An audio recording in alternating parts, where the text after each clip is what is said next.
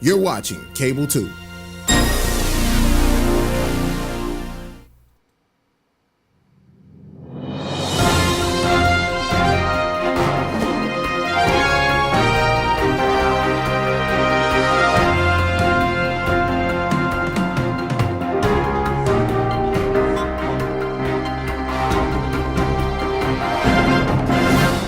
Good evening, and welcome to the April 30th, 2023 Winston-Salem Forsyth County Schools Board of Education meeting. I am Deanna Kaplan, Board Chair. I appreciate your attendance, and I say good evening to our viewers on Cable 2. Will you please rise as we start the meeting with the Pledge of Allegiance and remain standing for a moment of silence given by Board Member Susan Miller. I pledge allegiance to the flag of the United States of America and to the republic for which it stands, one nation, under God, indivisible, with liberty and justice for all. Let us have a moment of silence, and this is in honor of the police officers that lost their lives and were wounded yesterday in Charlotte, North Carolina.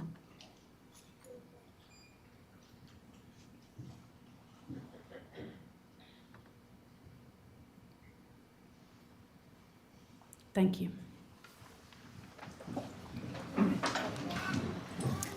Our next, order of business tonight is our agenda review. Do I have a motion to amend the agenda to go back into close after our open is finished to discuss a personnel matter? Thank you. I have a motion by Vice Chair Bohannon, a second by Board Member Brown Gaither. Any discussion? Hearing none, all in favor? Thank you. That is unanimous. And our next order of business is our student performance, and we actually have a robotics demonstration led by Sarah Ryan, who's our digital learning coach.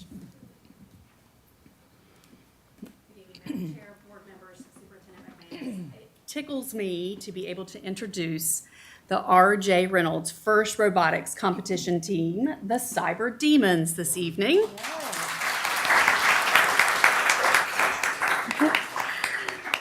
Coaches Mr. Marino, Major Whitaker, and Miss Kowalik have done a beautiful job coaching this rookie team all the way to the state championships this year. As the team demos their robot this evening for you, Captain Zayla Perez is going to tell you a little bit about their experience. Hi, guys.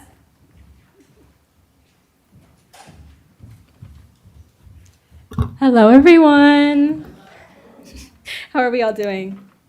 Okay, well, I'm excited to talk about our school, RJR's robotics team, the Cyber Demons. So today I want to talk about how we've learned and what we've grown and how it is like through this program being first-time goers, because this is our first year. How much experience did we have going in? Roughly 5%. We truly had little to no experience in the robotics field before the team. Some had like mechanics our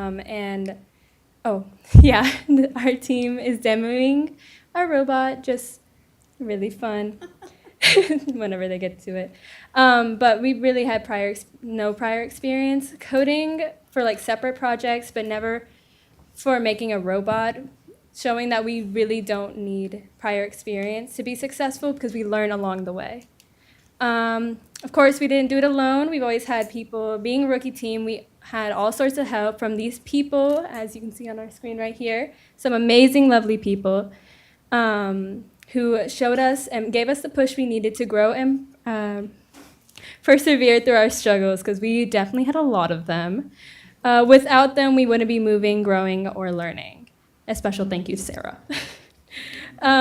So far, what we've been able to accomplish is we've been able to talk to different people across North Carolina. We've been on the local news in Greenville, which is a fun part.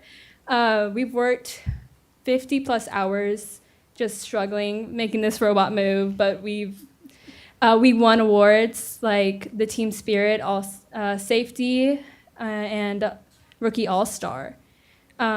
We were also quoted to be a rookie team doing it right by a lead mentor of a really experienced team.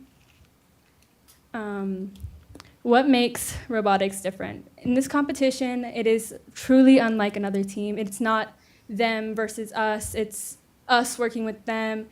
Every team has their own pit decked out in their own merchandise and supplies.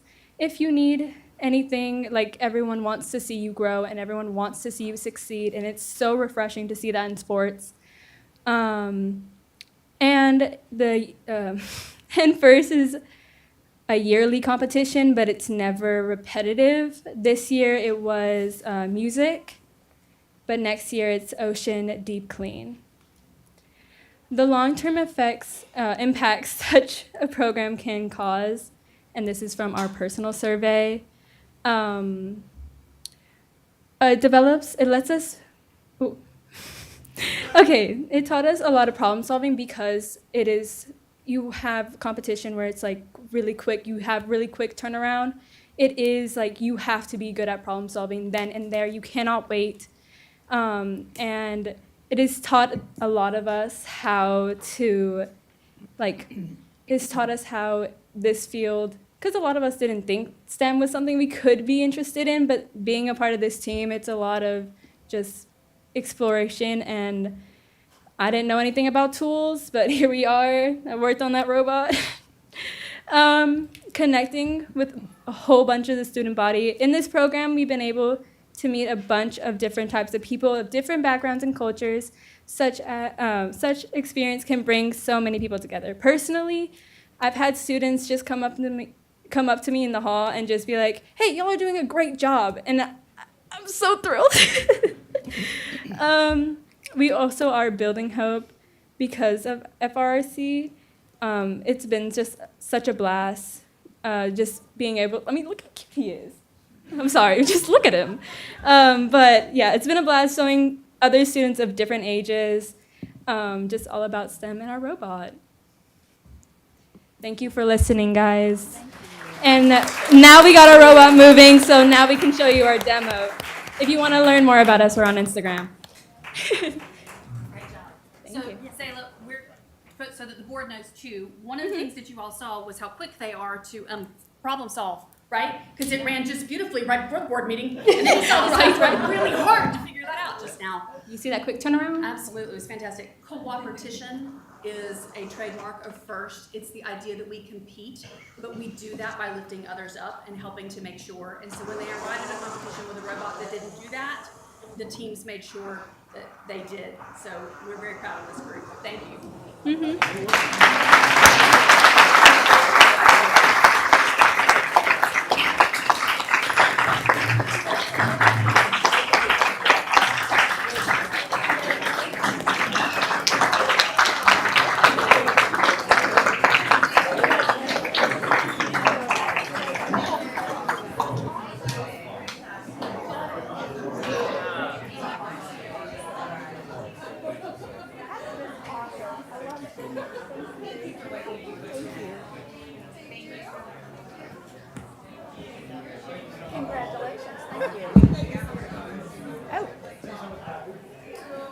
Oh, here's another.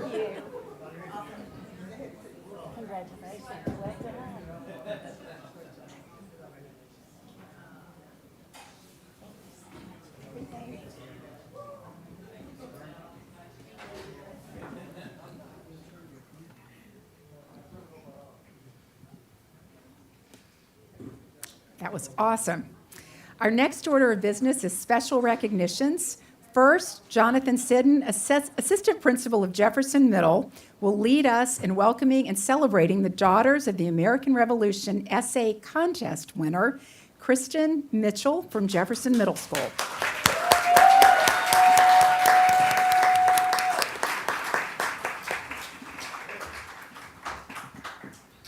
Chair Kaplan, Vice Chair Bohannon, Superintendent McManus, and Board. I am Jonathan Sidden, and I am Assistant Principal at Jefferson Middle School, and I have the distinct honor to introduce to you Kristen Mitchell.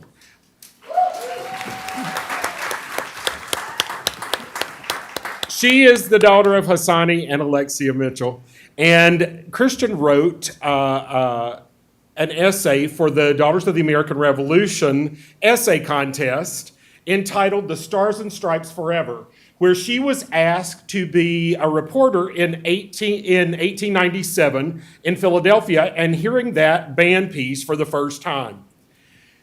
The Old North State chapter of the Daughters of the American Revolution chose her essay and moved it to the district level, and the district level chose her essay as a winner.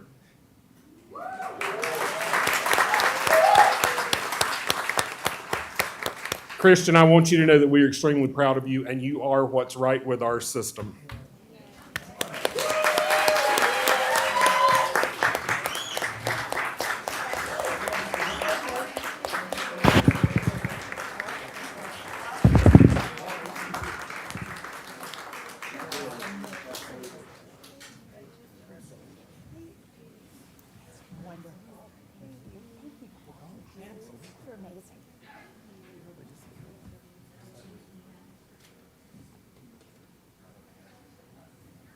Yes, right there. There you go. Thank you. Mr. Mitchell. Okay, sure will. And I also have to say her teacher is here as well, Ms. Wilson.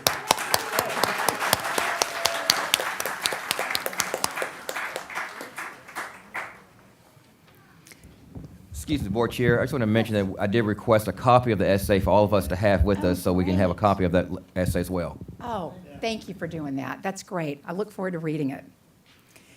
Next, Terry Matthews, our Executive Director for Community Engagement, will present the Volunteer Appreciation Month Proclamation and Recognition.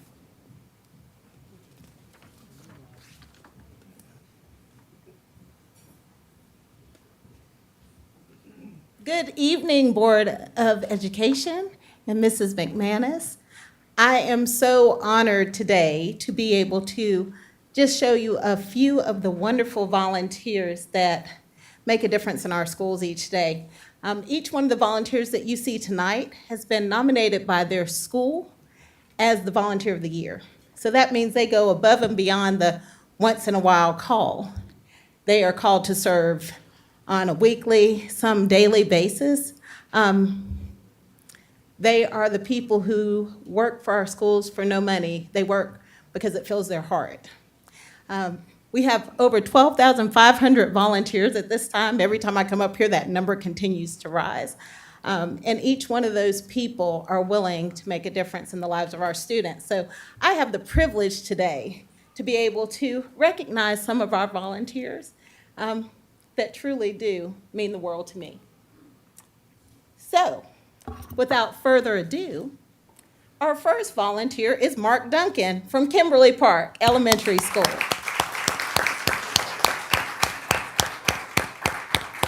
Next, Mitzi Flores Hahn. Mitzi is from Union Cross Elementary School. Next, we have Jaden Franklin. Jaden is from Mineral Springs Middle, and just the fun fact about Jaden, Jaden is graduating from Winston-Salem State University this year. Then we have Pamela Kozadayev. Pamela is from Speece Elementary School. Then we have Miriam Lorenzo from Diggs Latham Elementary School. Then we have Gina Naroski, and she's from Haynes Magnet Middle School. Next, we have Nicole Sarin, and she is from Caleb's Creek Elementary School. Marla Sparks from South Fork Elementary School.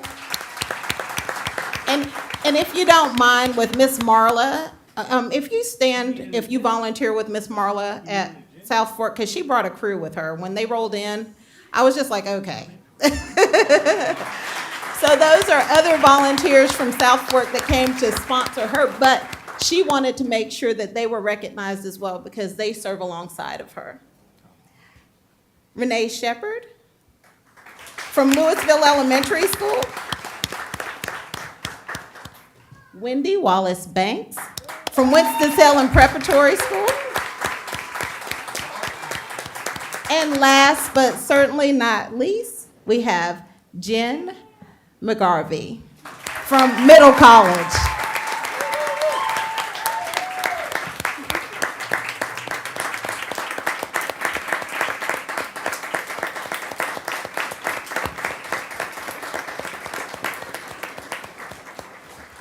Thank you for honoring them because it is an honor to serve alongside you all. I appreciate you. Our schools appreciate you. And so, thank you.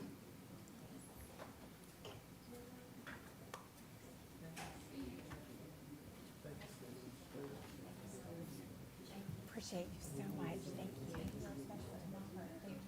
Appreciate all. Thank you for all. Really, really appreciate it.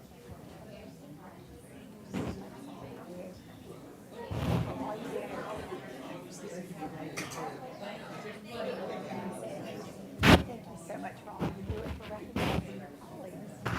They are special. Thank you for all you do. Thanks so much for all you do. Thanks for all you do.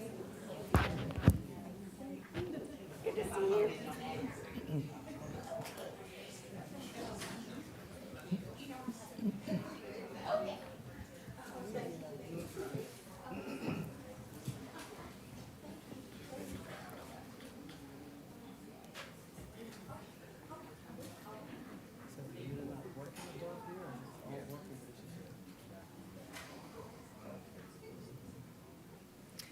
Next, Ekta Patel, our Executive Director of Child Nutrition, will recognize the School Lunch Hero Day.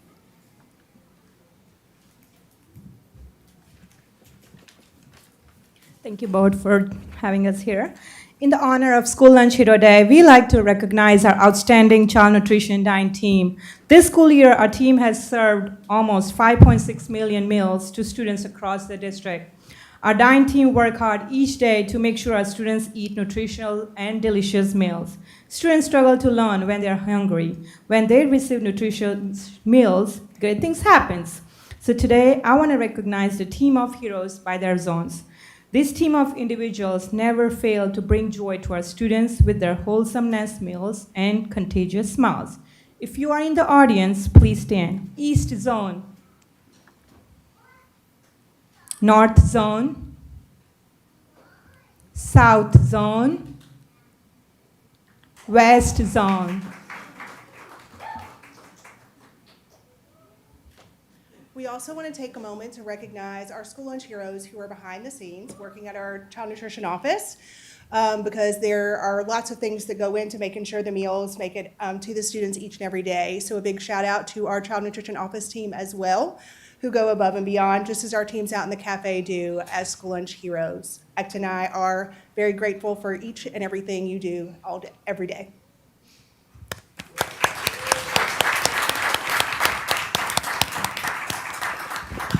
They truly are heroes. Thank you all for all you do. Next, Karen Meyer, our Director of Media Services, will present the School Library Month Proclamation.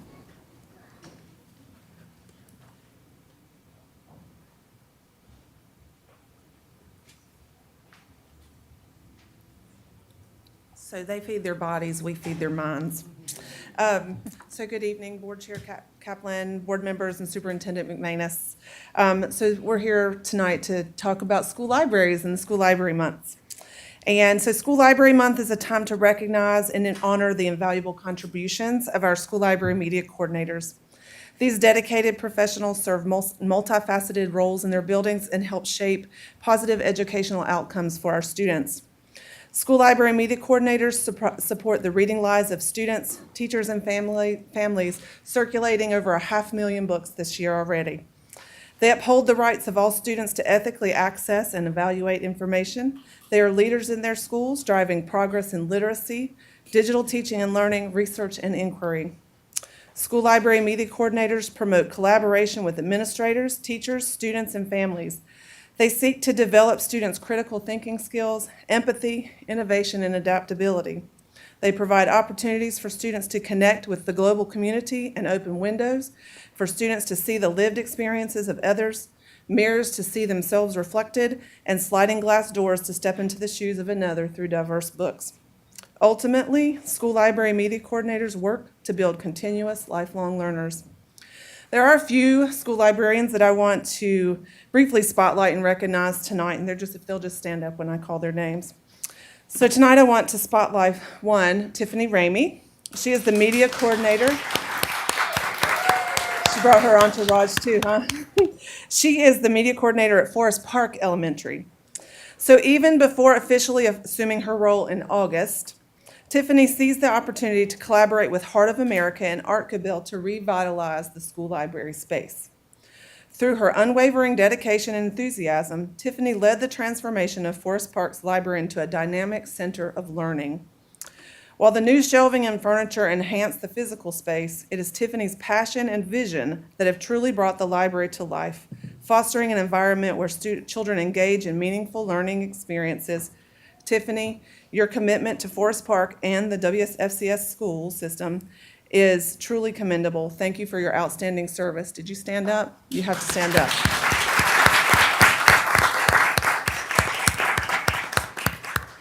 I also want to highlight the remarkable dedication of 3 exemplary school library media coordinators within our district. Holly Du Bois from Caleb's Creek Elementary, Melissa Failer from Louisville Elementary, and Sarah Beth Lewis from Southwest Elementary, who couldn't be with us tonight.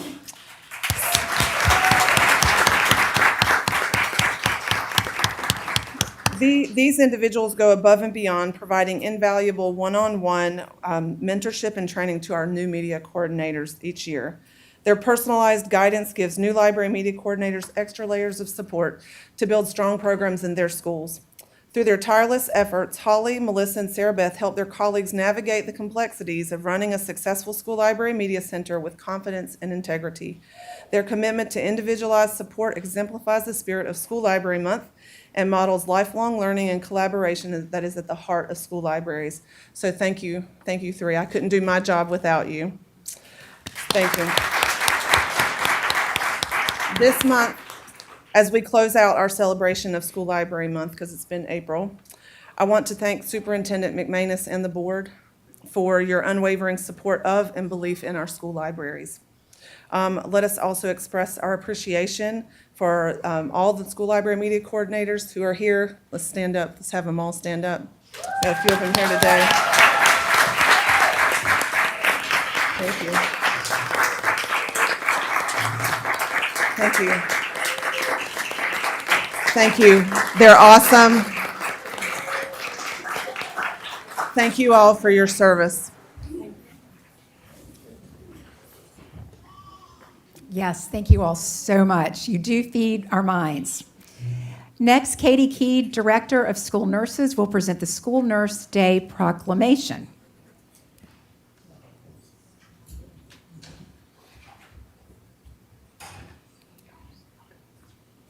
Good evening, Board and Superintendent McManus. Like she said, I'm Katie Key. I'm the Director of School Nurses for Winston-Salem Forsyth County Schools, and I'm going to let my partner in school health introduce herself. Good evening, Board and Superintendent McManus. My name is Brooke Canby. I am the School Nurse Supervisor for the Forsyth County Department of Public Health, and I'm super glad to be here tonight. So we wanted to take the opportunity to recognize that National School Nurse Day is going to be held Wednesday, May 8th, 2024 this year. Since 1972, National School Nurse Day has been set aside to recognize school nurses. It was established to foster a better understanding of the role of school nurses in the educational setting. I'd like to take this opportunity to ask all the school nurses in the audience to take a stand.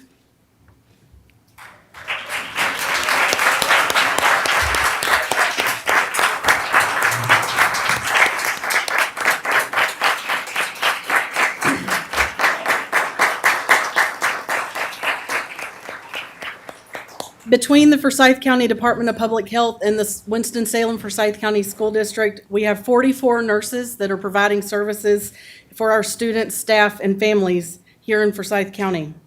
Students today face many more complex and life-threatening health problems that require care in school, and our nurses take pride in the care that they provide each and every day. School nurses are a vital part in removing barriers to learning so that our students can receive the best education possible. Today, we want to celebrate and acknowledge our school nurses for their efforts to provide and advocate for quality care in our schools and by supporting students to stay healthy, stay in school, safe, and ready to learn. Thank you to our board and our superintendent for adopting the School Nurse Day proclamation provided to us by the National Association of School Nurses.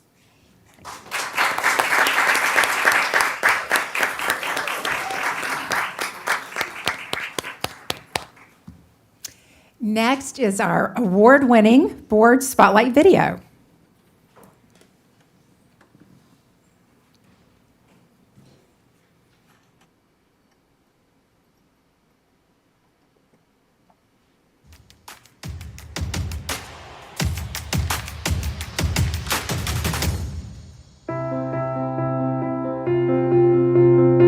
Our community roots create that solid foundation of hope and resilience that in the perfect harmony of partnership, we produce the most beautiful fruit. Kernersville Elementary School welcomed dozens of volunteers for a dedication ceremony to unveil this beautiful mural to honor volunteers for the valuable work they do in the school. I'm a very sentimental person, and so the symbolism of the roots and the tree and the fruit that it bears, and she just made it come alive in a very special mural in our building that honors all of our volunteers. It's great to see it all come together, and just for all of our partners and the community to be able to be a part of it and share in this moment with us, and just to see and to feel the fruit that they bring for our students. Our community is part of our roots and our foundation. There are two things that make us a special place, and it's our community and our dedicated staff. And because of that, we remain a quality school that is just a special place to learn. And it's the tradition of Kernersville. That's who we are. And you see it in our community volunteers.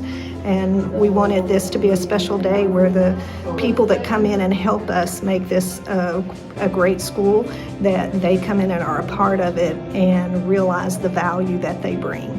The past is gone. We're through it. Our work is here.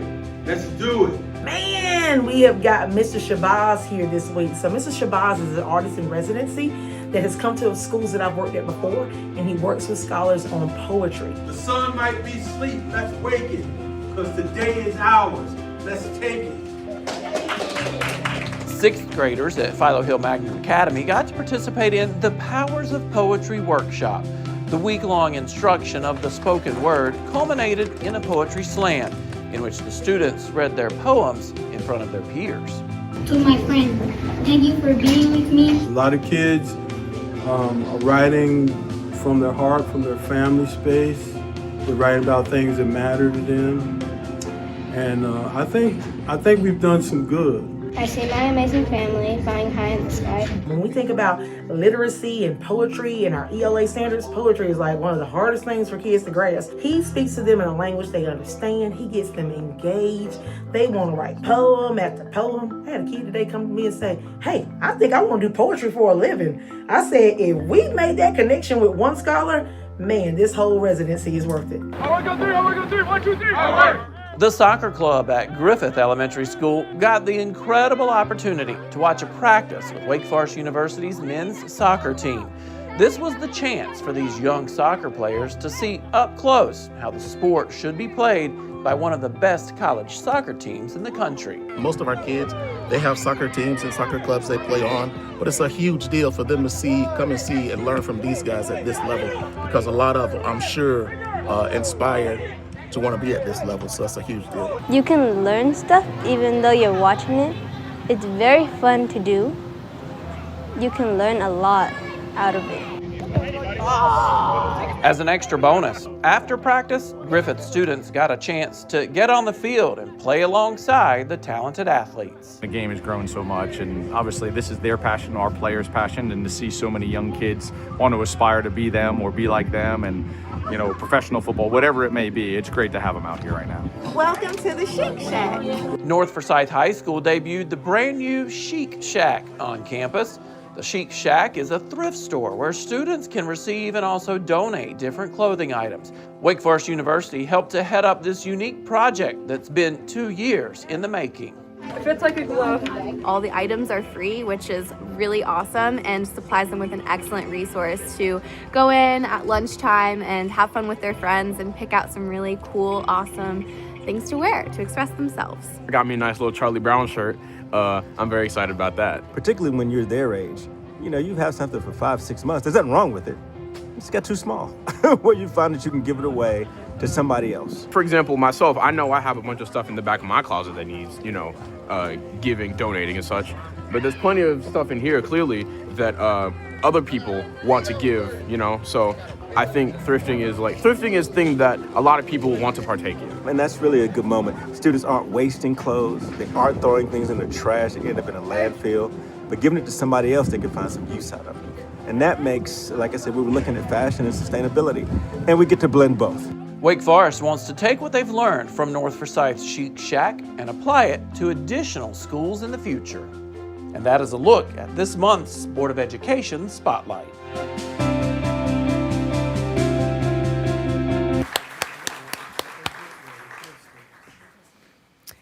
Our next order of business is the public hearing on the naming of the M. Douglas Crater Stadium. Darrell Walker, our Chief Planning and Construction Officer, will lead us in this. And a lot of great things going on in public education, so thank you for that opportunity. Hard to follow that. Tonight we have an opportunity to have a public hearing on items that are related to the M. Douglas Crater Stadium at RJR. And so we'll have a public hearing on the naming of these items. Just for the sake of transparency, we have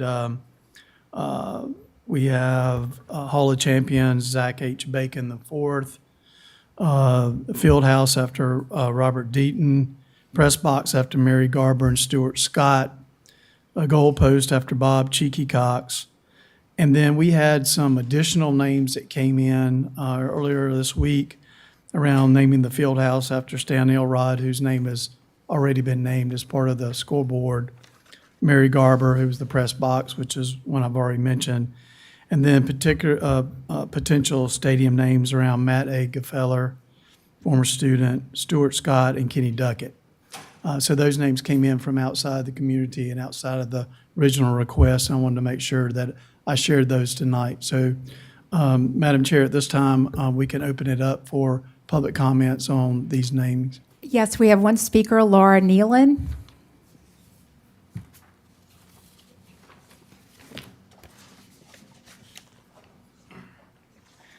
Good evening. Thank you all for having me. I am just here to request the board's consideration for the naming rights of the following items at the M. Douglas Crater Stadium. As he mentioned, this will serve R.J. Reynolds High School and Wiley Middle. The first one is the Hall of Champions, named after Zach H. Bacon IV. He is a 2006 alumni. He earned more than 15 varsity letters than anyone in school history. He was inducted into our RJR Athletics Hall of Fame in 2014, and he is a special face to everyone at the school on a daily basis. The press box would be after Mary Garber and Stuart O. Scott. Mary Garber passed away in 2008, but she was a 1933 RJR alum and was retired from the Journal in 1986. And there is a girls basketball tournament, the Mary Garber Holiday Tip-Off Classic, named after her.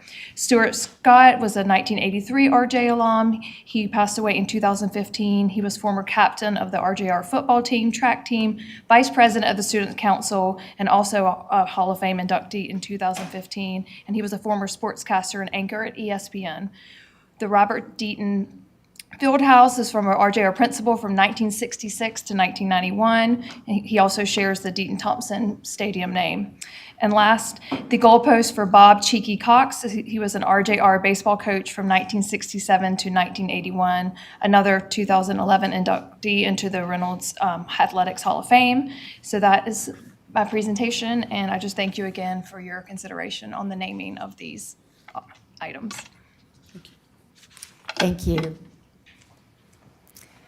At this time, we will hear public comments on the agenda items only. If you've signed up to speak, we ask that you sit on seats closest to the podium. We expect civility. Please be kind, considerate, and respectful. Direct your comments only to me as board chair, not to anyone else in the audience. You have 3 minutes to speak. The first is Rev Robin Richardson.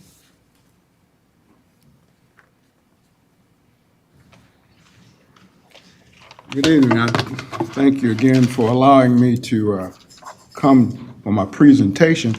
I wanted to talk about the daughters of the American Revolution. You know, when I was reading the agenda items, I had no idea there was going to be a black student. But I decided I'd come anyway because when I was reading, one of the most prolific black women in the history of poetry popped out, and she was Phyllis Wheatley. And you know, Phyllis Wheatley, she was the first African-American poet in America during this particular time, and she wrote a book. But what was more intriguing about this particular woman was that she wrote several poems to General George Washington. You know, even after Thomas Jefferson had told her that she was inhuman, he told her that she had no creativity, that a black person just could not write this because of the fact that they were not considered humans. But through all of this, she still wrote several letters in honor of General George Washington, who was the general of the Continental Army. This is the army that defeated the British Empire. This is the army that set up the American government. It set all of the action for the Declaration of Independence, July 4th, 1776. And so when I came and she walked out, I said, oh, we got a new Phyllis Wheatley. Because I had no idea, but I was just coming to address it because at the end of all of this, I was reading back on April 18, 1959, when the Reverend Dr. Martin Luther King, he led over 26,000 people in a march down the National Mall for the integration of schools. You know, it took until 1971-72 for this to get to our particular school system. Just by chance also, this was my last year of high school when they had mass integration, and I graduated from R.J. Reynolds. So I got another treat. Got the robotics here, but to say all of this, there's only one thing that's going to solve our problem, and that's we're going to have to have more black and brown teachers in the public school system, or our problem will never be solved.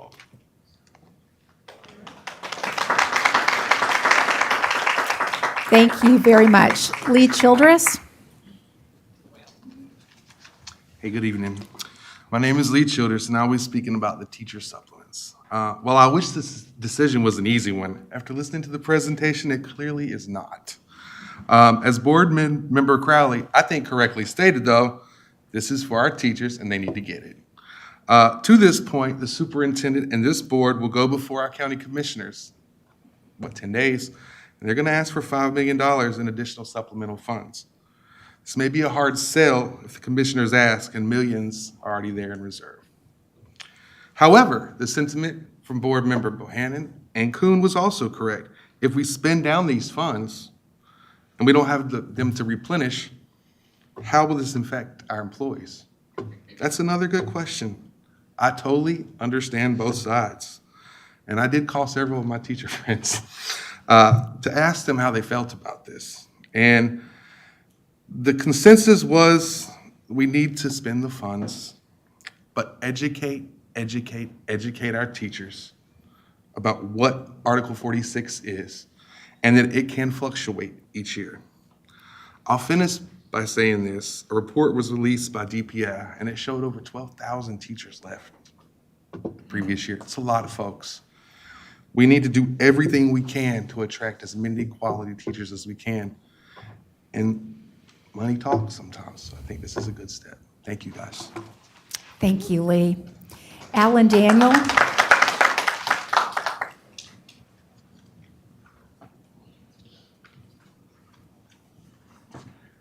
Good evening, Board Chair Kaplan, Ms. McManus, members of the board. I'll ask you to forgive me if I ask questions that were answered at the committee meeting, since you guys continue to refuse to televise those meetings so that the public can see what really goes on, because that's where all the discussion, the meaty discussions happen. I sent you all an email. I don't know if you read it because nobody answered. My concerns, you did, yes, okay, well, I haven't read it yet, but my concern was that, number one, that there's two things that would help make the presentation that was attached to the agenda more clear.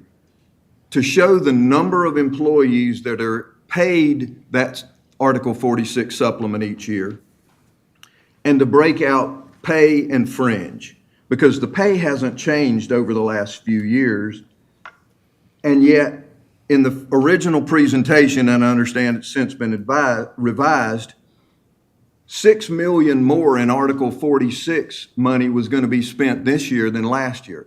That means, if nothing else changed, 1,500 more teachers were hired. I don't think so. At the last board meeting, Mr. Cranston and Ms. McManus said that you were going to use the $5.3 million that's in reserve in the supplement to fund $1,000 per teacher. I expressed concern about that at the last meeting. When the attachment comes out, it isn't 5.3, it's 2.3. So over 2 weeks, we somewhere lost $3 million. I know. According to the county finance director, 2.3 was the predicted amount for the 24-25 school year. It's just it's an estimate, just for the record. I'll request a little addition to my time, please.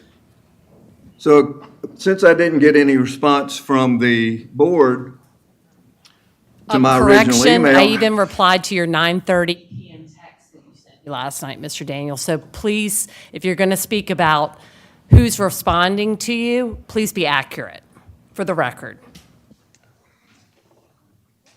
Are you through?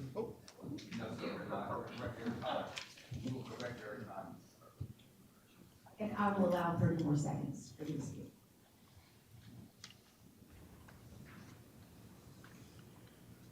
So according to the finance director, in a March 1 email to me, the county anticipated revenue of $20 million. So I was a little surprised when I saw that the school was projecting $24 million. And so I asked the county finance director if he could help me understand that. And he said he didn't know where that $24 million was coming from because he was still projecting $20 million. Okay, so all that, and then now all those numbers from 2 days ago have changed, and now we're projecting the same that the county was projecting, which is a drop in 2 days of $4 million. The estimate of what we're going to spend appears to have dropped by 4.2 million. Now the projection is 22. I mean, when it says source, I don't know what source means, but it looks like what we've spent every year. But the bottom line is there's only $2 million in reserve. 2 weeks ago, there was 5.3 million in reserve. So I'm a little confused about that. Thank you, Mr. Daniel. And I'll finish with one thing. No, our time is up.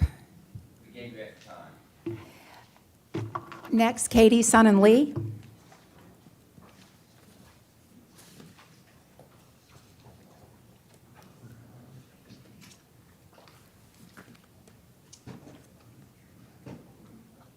Hello, board. Board and Superintendent. My name is Katie Sonnenly. As I was reading through the budget, and I read through the budgets every year and the Finance Committee materials and things, I just wanted to advocate that as we go through this process every year, which we have to do, that we start in this district to focus more on how we can prevent future issues rather than react to current things that are going on. I was shocked to see in the slides that we're up to 75% of our students being economically disadvantaged. That is, I mean, it's a huge increase since before the pandemic. It's a huge number of students, and we know what happens to students who don't have enough to eat. We know what the trauma of poverty implications are. We know what all that means for all the things that teachers and educators are doing for their students that aren't strict classroom academics, right? They're taking care of so many things. It's a lot. And we have to start thinking about how we can work with other pieces of our community, other governments, other nonprofits or whatever to figure out how we can do this better. And one example I wanted to bring up today is, this is from my own personal experience this morning I spent in juvenile court observing, watching children get thrown into jail, get handcuffed, all of those. But incarcerating a child in North Carolina costs $109,000 a year. $109,000. The public education for a child is about $9,000 a year that you all get from the state per kid. How much does a social worker cost? Or a school psychologist? It's around $109,000, probably if you include all the benefits and vacation and insurance. Maybe it's less, I don't know. But that person can be working with dozens, hundreds of students. For $109,000 is what we're paying to incarcerate one child. One child. And I can send you all the references if you all want the links. You know, I've got all the citations in my email. But think how many other support staff we would have, how many more nutrition workers we could have to serve healthier meals, how many more folks in the hall we could have to greet kids. You know, just when they come in the office, more folks. I've been in there when students get sent to the office, not just like one secretary or trying to manage the kids and the phone calls and all the things. You know, how can we support these children so they feel like they are the most important thing in our schools? And I want us to think about more restorative justice practices as we deal with any incidents in our school, especially when you think that in Chicago, there were some studies done. When they started implementing restorative justice practices in their schools, they saw a 35% reduction in school arrests. And some people will say, oh, whatever, you change the code of conduct, no big deal, that's just moving things around. They experienced a 15% reduction in out-of-school arrests, community arrests, 15% reduction. It's not just about the schools, it's about our entire community. And kids spend more time in our schools than they spend at home most days, and we have to do better by them. Thank you. Our next order of business is discussion items. We have 4 items tonight for discussion. The first is the 2024-2025 requested budget discussion led by Thomas Krantz, our Chief Financial Officer.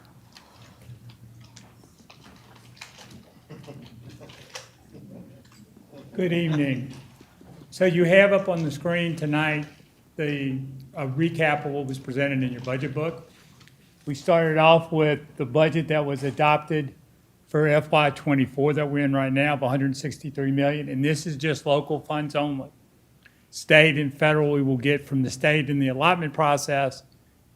As we progress, we stay current, we stay flat with the state and both the federal until we receive the final numbers from the state. Even though the biennium said 3%, many districts are projecting that there'll be a 4% increase, so that's where the 4% increase came out. We split it to what it would cost just if everything stayed flat, there was no change to any kind of benefit-related cost. 4% is $2.19 million. When you add in the cost, if they increase benefits as we are projecting, the increase in the retirement equal to what it was this year, the increase on the health insurance exactly what it was this year, that would be the additional dollars that the local funds would pick up on the benefit side, $2.49 million. Then we get to the employee retention side. We have the teacher supplements. That's tied to your Article 46. As we discussed, Article 46 is going to go up and down. It's based off of what's in the marketplace. So that's a number that, again, could be good, could change tomorrow on us, okay?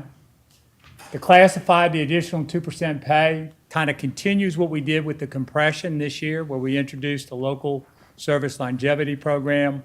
We went higher on, y'all approved, we could go higher on raises from 4 to 6 to 8. This continues that program. Then the master's degree supplement, this is something that our staff is desperately wanting to reinstate. And we've done a calculation of what that would cost. Obviously, the final numbers will depend on the number of people that are involved and enrolled in the programs and where they're at within the salary side. Then we get into the core instruction and mental health, so the health of our staff and students. The addition of 5 nurses and 10 social workers, which was part of ESSER. So it's maintaining, it's not necessarily adding, I mean, it's an add to the local. But at the end of the day, from a district standpoint, it's neutral in the total number of bodies. The computer refresh for students and staff, this is the financing y'all approved about 2 months ago. If we do it on just a straight buy, it's about $5 million a year. So essentially, it's 1,400 staff computers and 3,600 student computers is the number that goes in. And then the pre-K addition on pre-K, as a district, I think mentioned it, the district funds about $5 million out of various funding sources we have to make our contribution on pre-K. We do not get a whole lot of funding from either the state or anybody else. This would be additions that would help us ensure that we keep our pre-K rolling from just ESSER. This replaces ESSER funds only. On the efficient operations and safety, the custodial services, as Lauren and her team are evaluating what the options are, this would be for half of a year. Obviously, if we go to a full year, we'll see a much greater, that number times 2. The bus school radio upgrade, that's the 800 megahertz so we can have good communication between buses and the shops. This 800 megahertz program is the same program that the sheriff's office is going to right now. And we've had conversations with the county. We haven't found a way to marry the two, but we're trying. Any questions? This is your total request is $20.148 million. Board Member Kuhn. This isn't really a question, it's just more of a statement that I want to commend us as a board because we worked really hard to advocate for many of the things that are on this list. I think we all collectively worked hard to fight for the social workers, to fight for the supplements and the master degree supplement for pre-K. I think that was something that we as a board did work really hard and came together on. And I just wanted that to be acknowledged because I think that's something that the board has not had a say-so in a really long time.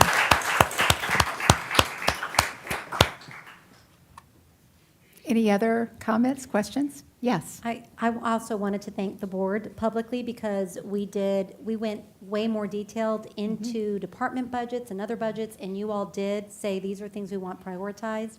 Your active involvement was very beneficial as we rolled out the budget process this year. So we've got a good rhythm going with, and next year we'll start earlier.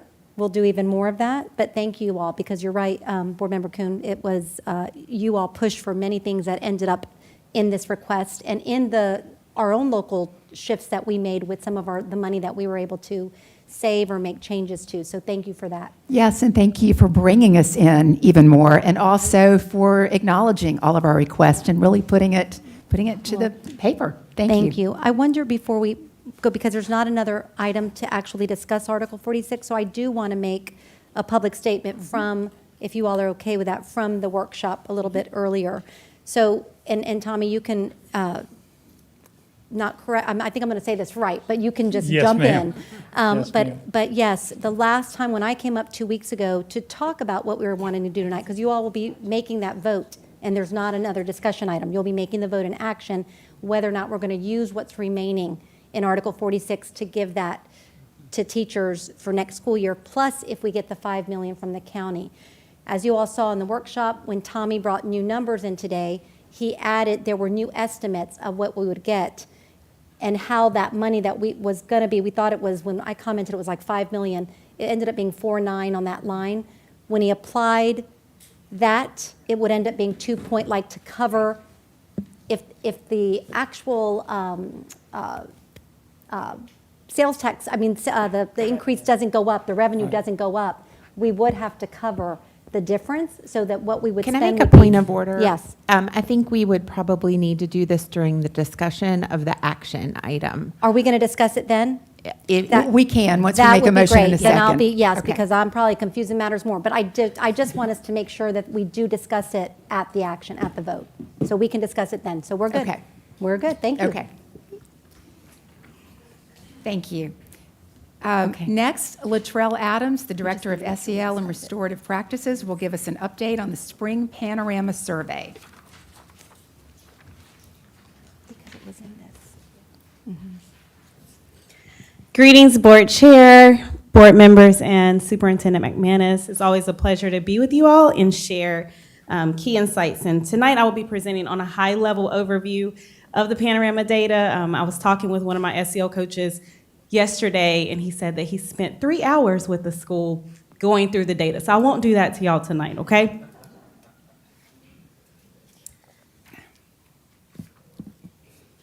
So as a reminder, these are the topics that are surveyed of our students.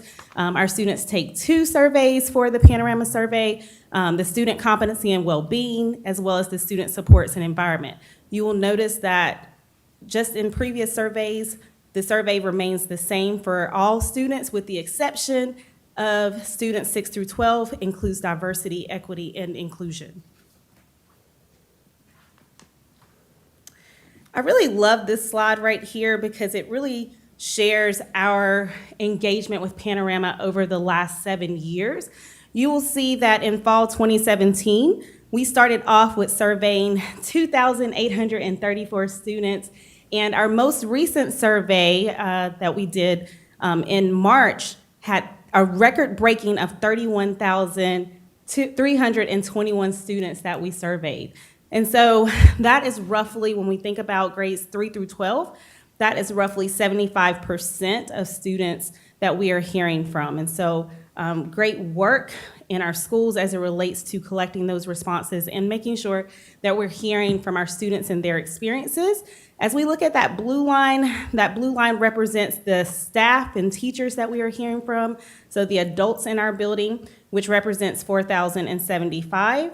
And then the red line represents families. And so this year as well, we also heard from a record-breaking, we broke the record for the family responses, and I don't know how it got this, but 5,555. So 5,555 was the amount of parents that we heard from. And I will tell you, this is something that we have been actively working on as a department and in our schools to increase that number within our families.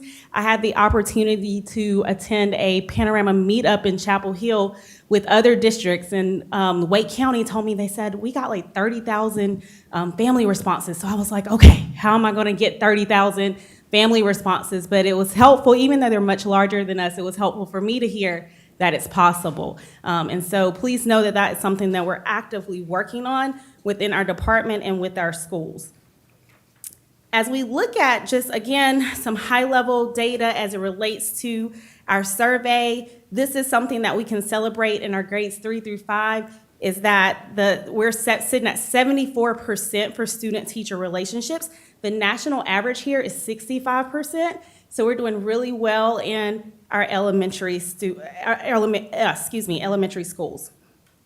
As we look at our student-teacher relationships in 6 through 12, we're not going to do the electric slide here, but there is we are moving, and there are some progress that we're making. And so, again, when we're looking at these results, we want to make sure that we're looking at it from a space of spring 2023 to spring 2024. So not looking at it necessarily from fall, because there's always going to be a dip in the spring. So we want to make sure that we're looking at it from spring to spring. And so as we look at spring 23 of last year, we do see that we did go up a little bit this past survey as it relates to student-teacher relationships. And when we think about student-teacher relationships, that is really about how students are feeling connected to their teachers inside the classroom and outside of the classroom.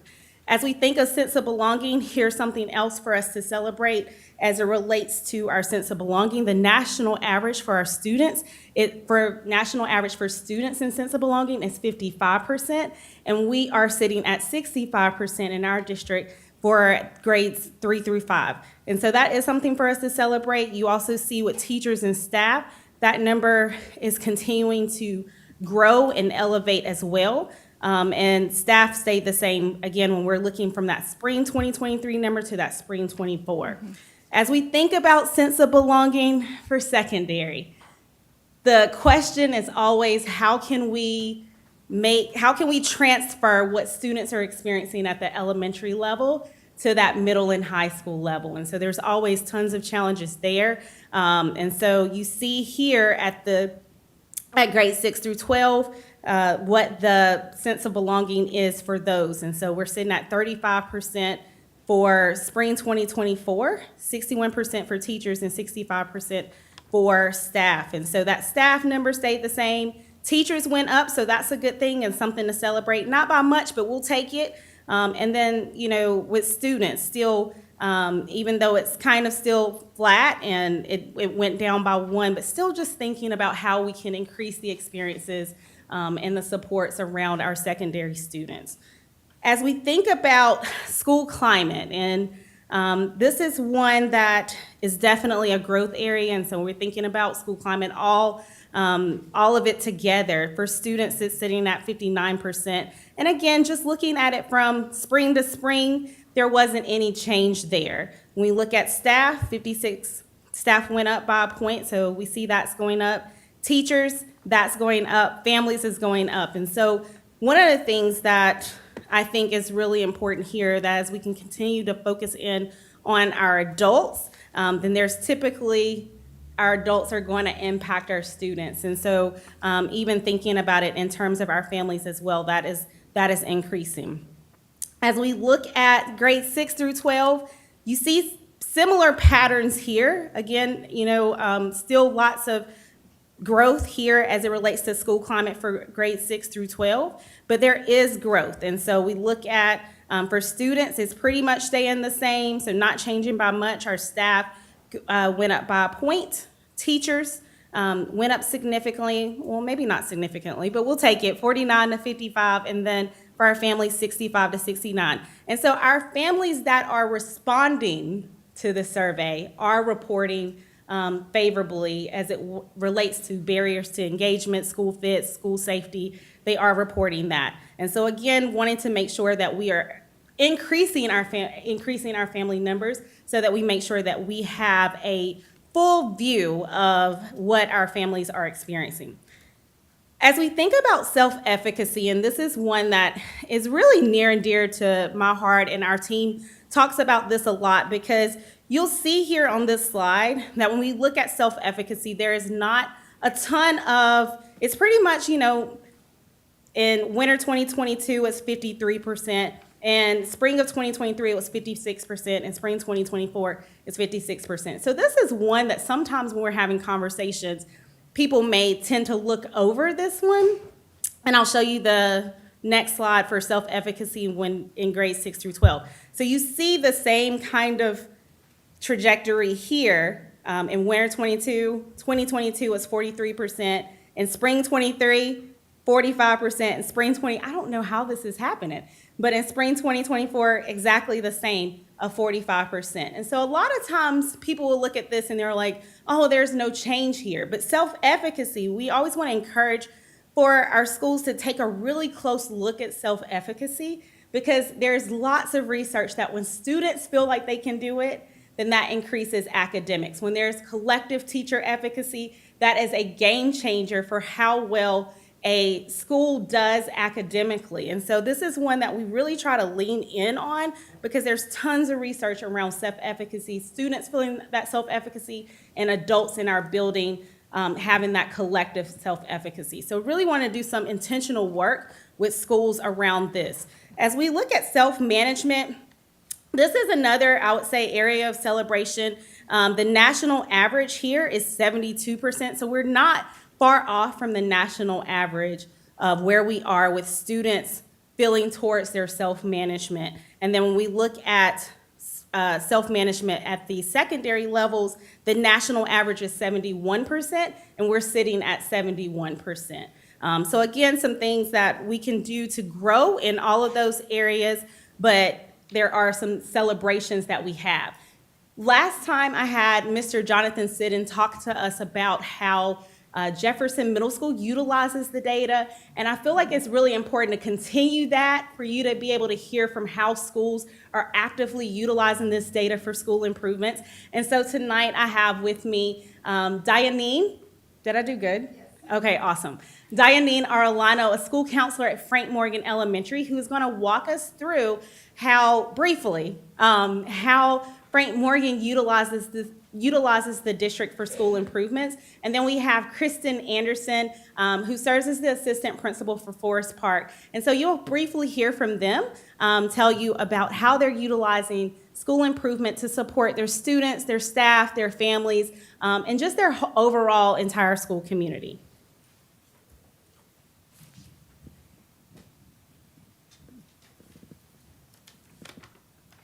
Good evening, Board Chair, Board members, and Superintendent. At Morgan Elementary, we utilize Panorama data to establish school improvement goals. For example, our goal this year was to increase the school climate by 5%. Last year, our families reported encountering barriers to engagement, such as transportation and language. We partnered with the parent involvement team and visited 2 neighborhoods. We hosted bilingual sessions covering topics such as parent involvement and school safety. Using feedback from our teachers, we engaged in discussions with newcomer families to help them understand how the U.S. education system operates. And this is very personal to me, and I have a great passion for that, including parents' rights and responsibilities. We also hosted staff development on cultural diversity. Regarding student perception of climate, we focus on improving teacher-student relationships. Our data results were shared with families through monthly PTA meetings, updates on websites, and social media platforms. We also shared results with teachers and staff and used the data to develop tier support. One example is our results from last year indicated that 56% of our students score high on self-efficacy. During classroom guidance, we concentrated our lessons on self-efficacy, resulting in a 4-point increase this year. Additionally, we formed small groups for students who scored low on self-management skills. The data collected from the Panorama Survey helps us as a point reference on how to best support students, families, and teachers, and develop a meaningful action plan. Our hope is to continue utilizing this tool. Thank you. Thank you.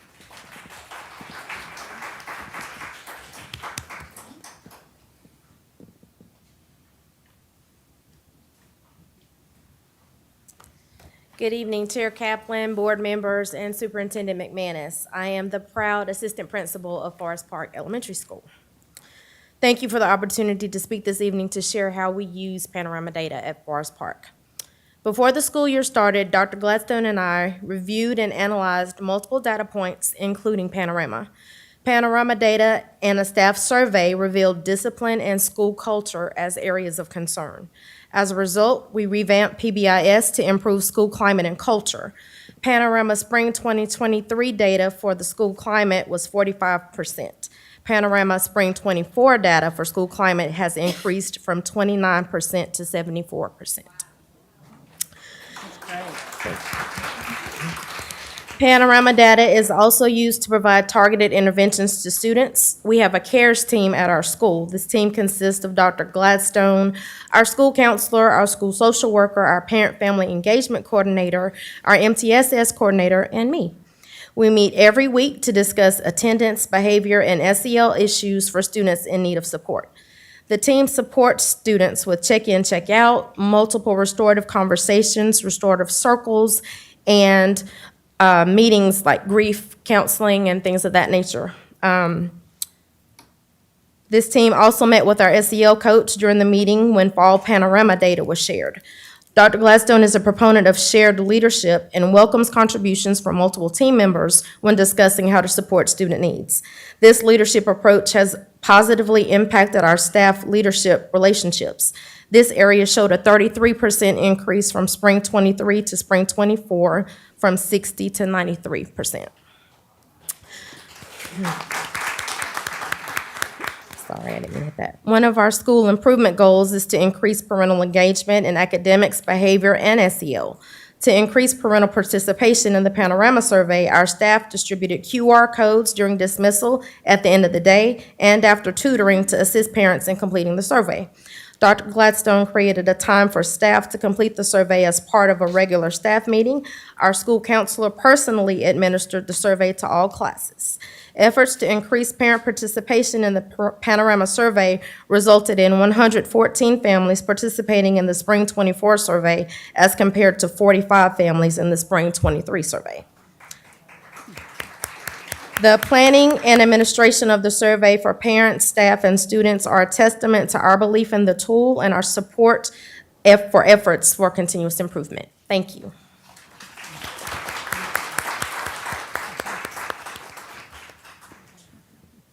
Thank you, Ms. Arellano and Ms. Anderson, for sharing that so beautifully and sharing just the power of this tool. It works when you work it.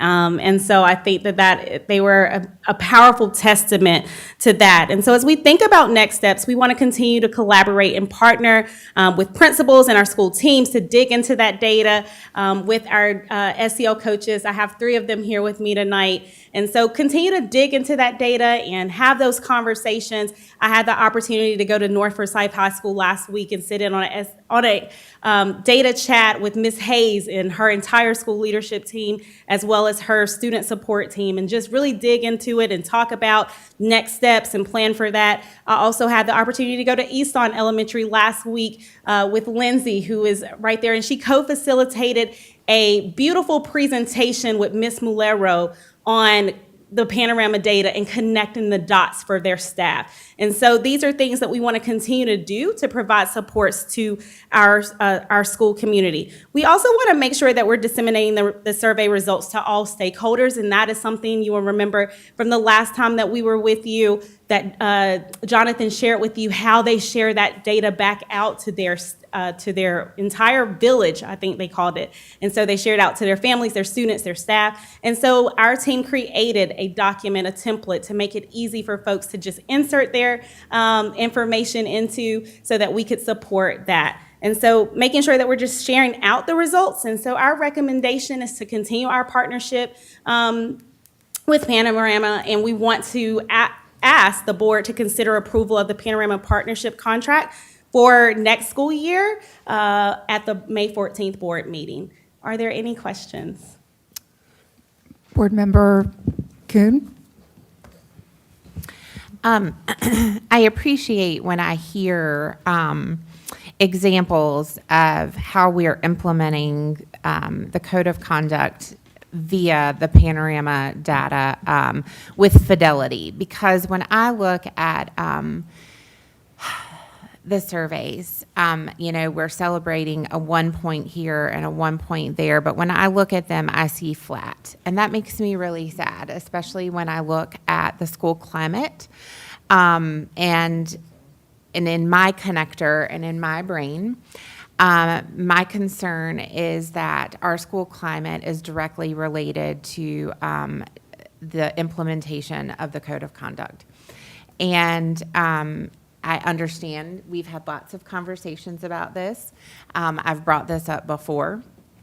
I am a proponent of keeping our kids in their classroom or in the class. I don't believe in exclusionary practices.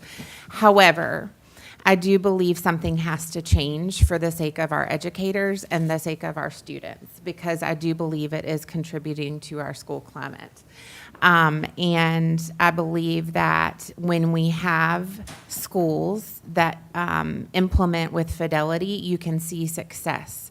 But when we have schools that do not implement with fidelity, we see what happens. And we are hearing it from our students in our forums. We are hearing it from our adults via the parent advisory, guardian advisory. We have heard it from our educators. And at some point, we're going to have to listen and be willing to recognize that something has to give, whether it's from the top down or somewhere. We split hairs on that it's not the code.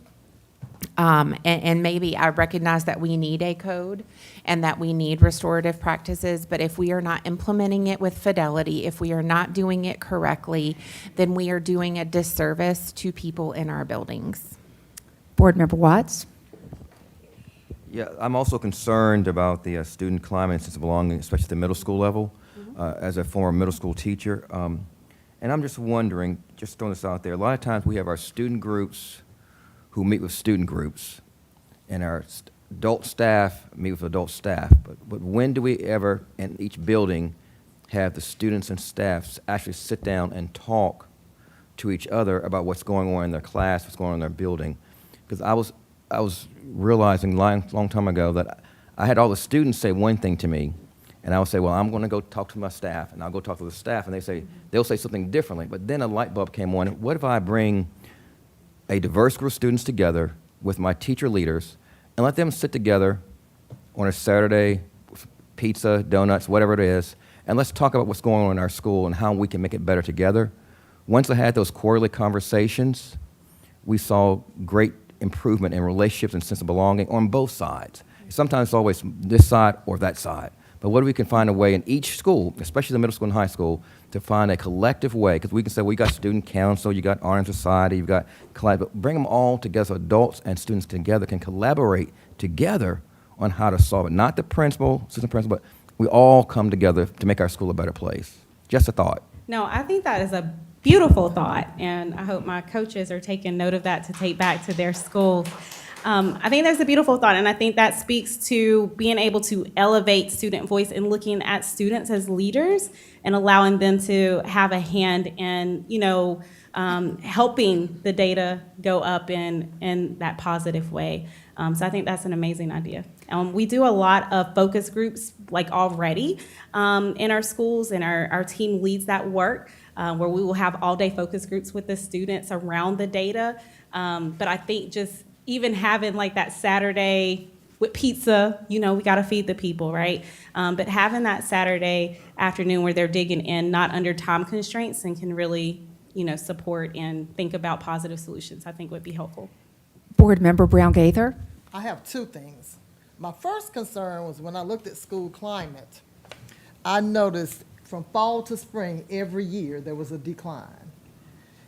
Is there some type of reasoning, or have we looked into why it's always a decline from fall to spring on every year? That's my first thing.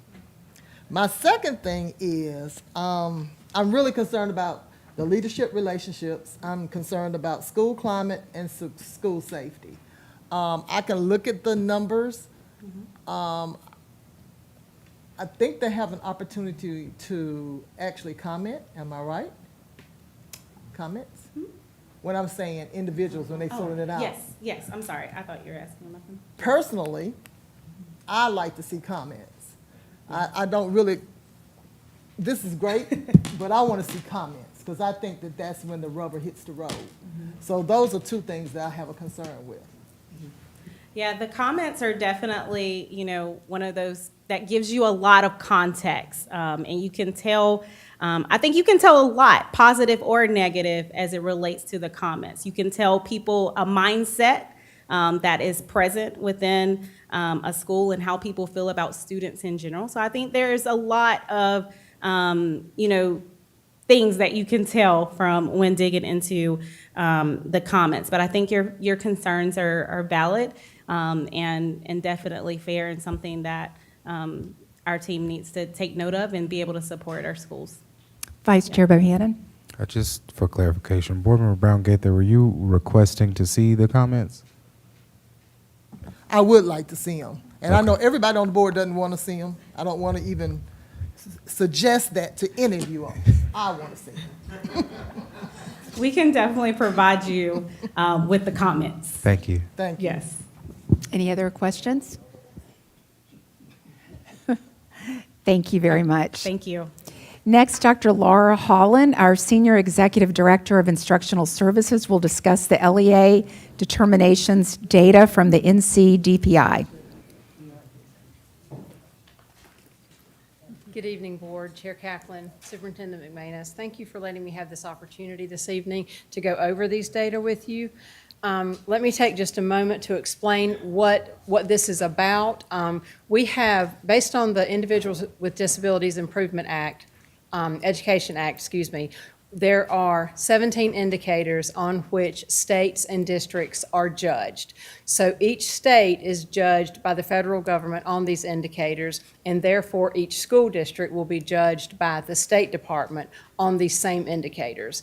And so there are three basic priorities within these indicators that are looked at. One is the provision of FAPE, free appropriate public education, and least restrictive environment in educating students with disabilities. The next one is disproportionality, which has to do with identification and then suspension and expulsion and things like that. And then there's effective general supervision, which includes timelines and then legal things that we have to respond to. A little more information here that you have with you. This is just information that tells where this came from. Every state is required to submit a state performance plan and the annual performance report to the federal government, and it has to be public to stakeholders as well once the data are in. So these are the different indicators. The ones that are bolded on the presentation are the ones that we'll specifically talk about this evening. So we have indicator 1 through 8. Those are the ones that are involved or that indicate the provision of FAPE in the least restrictive environment. Disproportionality, disproportionate representation of a child with a disability, disproportionate representation of a child with a disability per disability area. So on number 10, on indicator 10, we are looking at students of a certain race or ethnic group being identified with a certain disability. On indicator 9, we are looking at whether a certain ethnic group or race is overall out of proportion in identification. Let me go back just a minute. Indicator 4, suspension and expulsion rates, we're looking at whether it is out of proportion with the general population, and then whether there is non-compliance within our processes and procedures that contribute to that discrepancy. And then when we're looking at least restrictive environment, indicators 5 and 6, it breaks it down into school age and preschool. Okay, and least restrictive environment is the percentage of time each day where a student with a disability is included in a general education classroom or taken out of a general education classroom. So, nutshell version of a lot of information here. And then the general effective supervision, timely evaluation, that is our initial evaluation, our 90-day timeline, which we have from the point of referral of a student to be evaluated until eligibility is determined. Early childhood transition is when we are looking at birth to 3 programs to school age, where school age is age 3, talking about students with disabilities. And then secondary transition, requirements around the students when they are age 14 and older. The state has certain requirements there to meet post-secondary goals, and then post-secondary outcomes. Post-school outcomes is based on a survey that is sent to students that have graduated or finished, okay? That's a lot of information there, so I'll answer additional questions as we go forward. You will see in these data that there are many opportunities for growth here, I will say, because we do have some areas that definitely need to be addressed. The column that says state target is exactly what DPI is looking for. Then our data is listed in the next column, and then the school year is indicated there. Some data are considered lag data, and so we are a year behind with those. So some of these data will be last school year, and some are still the year before, okay? So we do have, we have some room to grow in graduation rate and dropout rate for students with disabilities, and you see that. We're not meeting the expectation there. We currently are not out of proportion with students with disabilities being suspended or expelled, and that is a good thing. Our LRE data, our least restrictive environment, when we're looking at the 3 different measures there for indicator 5, we're looking at students with disabilities who are in a classroom, a general education classroom, for at least 80% of the day. And so we are within, we're within the target there. So that's good. We're over the target there. Students with disabilities in a regular class, less than 40% of the day. These are our students that are in classrooms that are commonly termed a separate setting or a separate classroom. And so they are less than 40% of the day with a general education classroom. We meet the requirement there. But I can talk about that a little bit more because we're really not where we should be, even though we're basically meeting that number. The indicator 5C is students with disabilities in a separate school, a PRTF, which is a psychiatric residential treatment facility, or hospital homebound, and we are over the requirement there. So the state of North Carolina wants to see us at less than 1.58%, and we are over that. We do have a relatively out of proportion number of our students who are being served in our separate schools at this point in time. Indicator 6 is our preschool data there, and so you can see that we are not where we need to be with students with disabilities in preschool in a regular early childhood setting. We did not meet that indicator, and we have too many students in a separate preschool class. Before going on to the next part of this, are there questions about this? Because I know this is a lot. Board Member Brown Gaither. Looking at indicator number 2. Yes, ma'am. I'm assuming the state target is less than and not greater than or equal to. Because if it's greater than or equal to, we're meeting it. But I would think the dropout rate should be less than or equal to 16.62. And I think you are correct, and that is a typo where my symbol is switched around. I apologize for that. Board Member Watts. Yeah, I have a concern about the whole report. It just concerns me greatly, and I know we say we're going to have process in place and timely evaluations, but I want to see a concrete plan developed and show to the board incremental steps on how we're going to meet many of these red areas.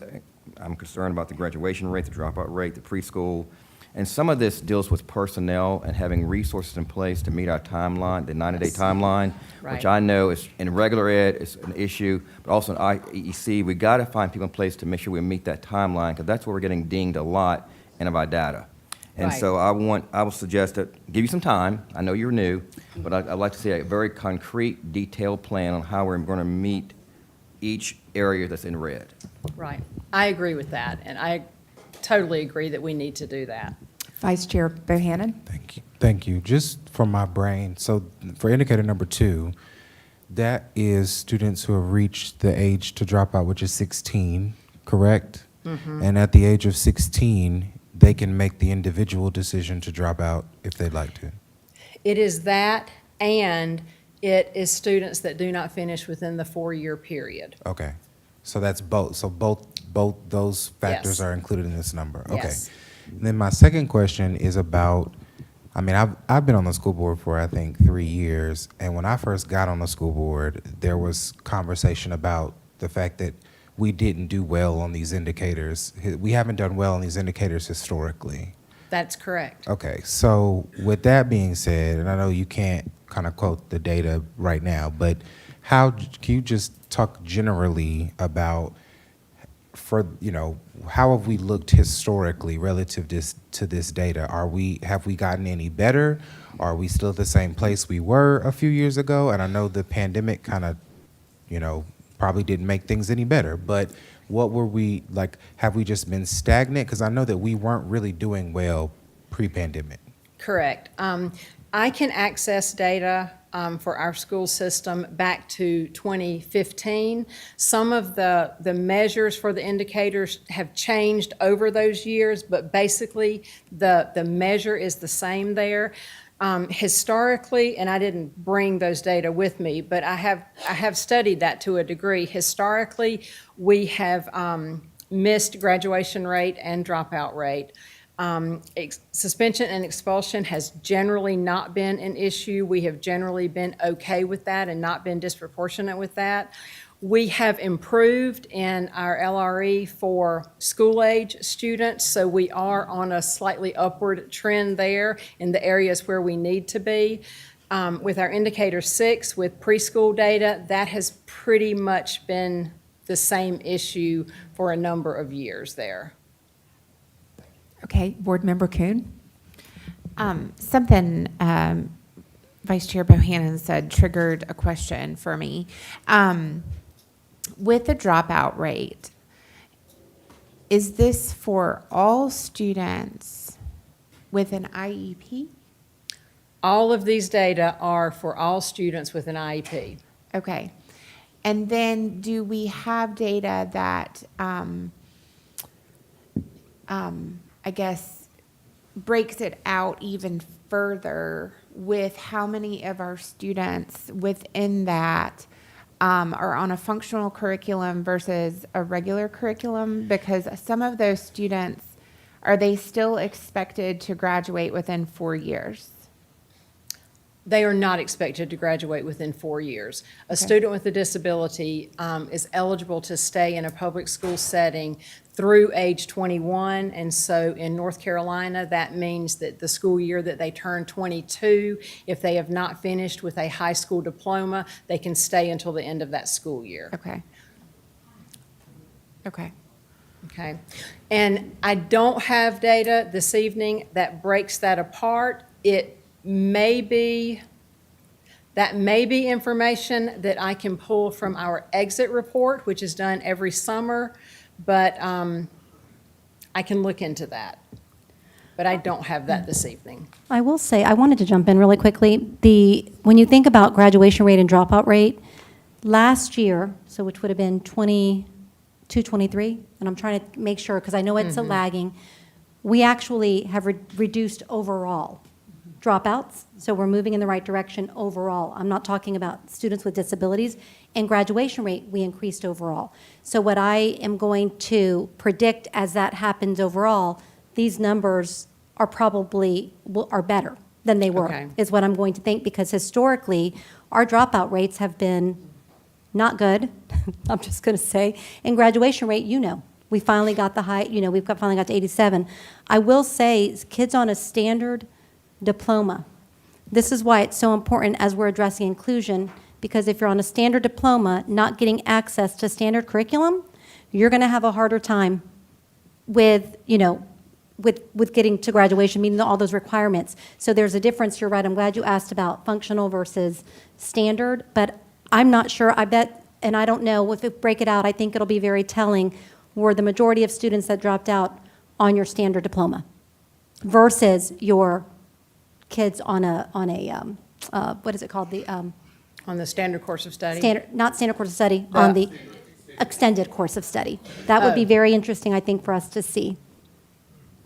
And so with the exit report, I may be able to break the data out into the standard course of study, a traditional diploma, and an occupational course of study diploma, and then the extended content standards.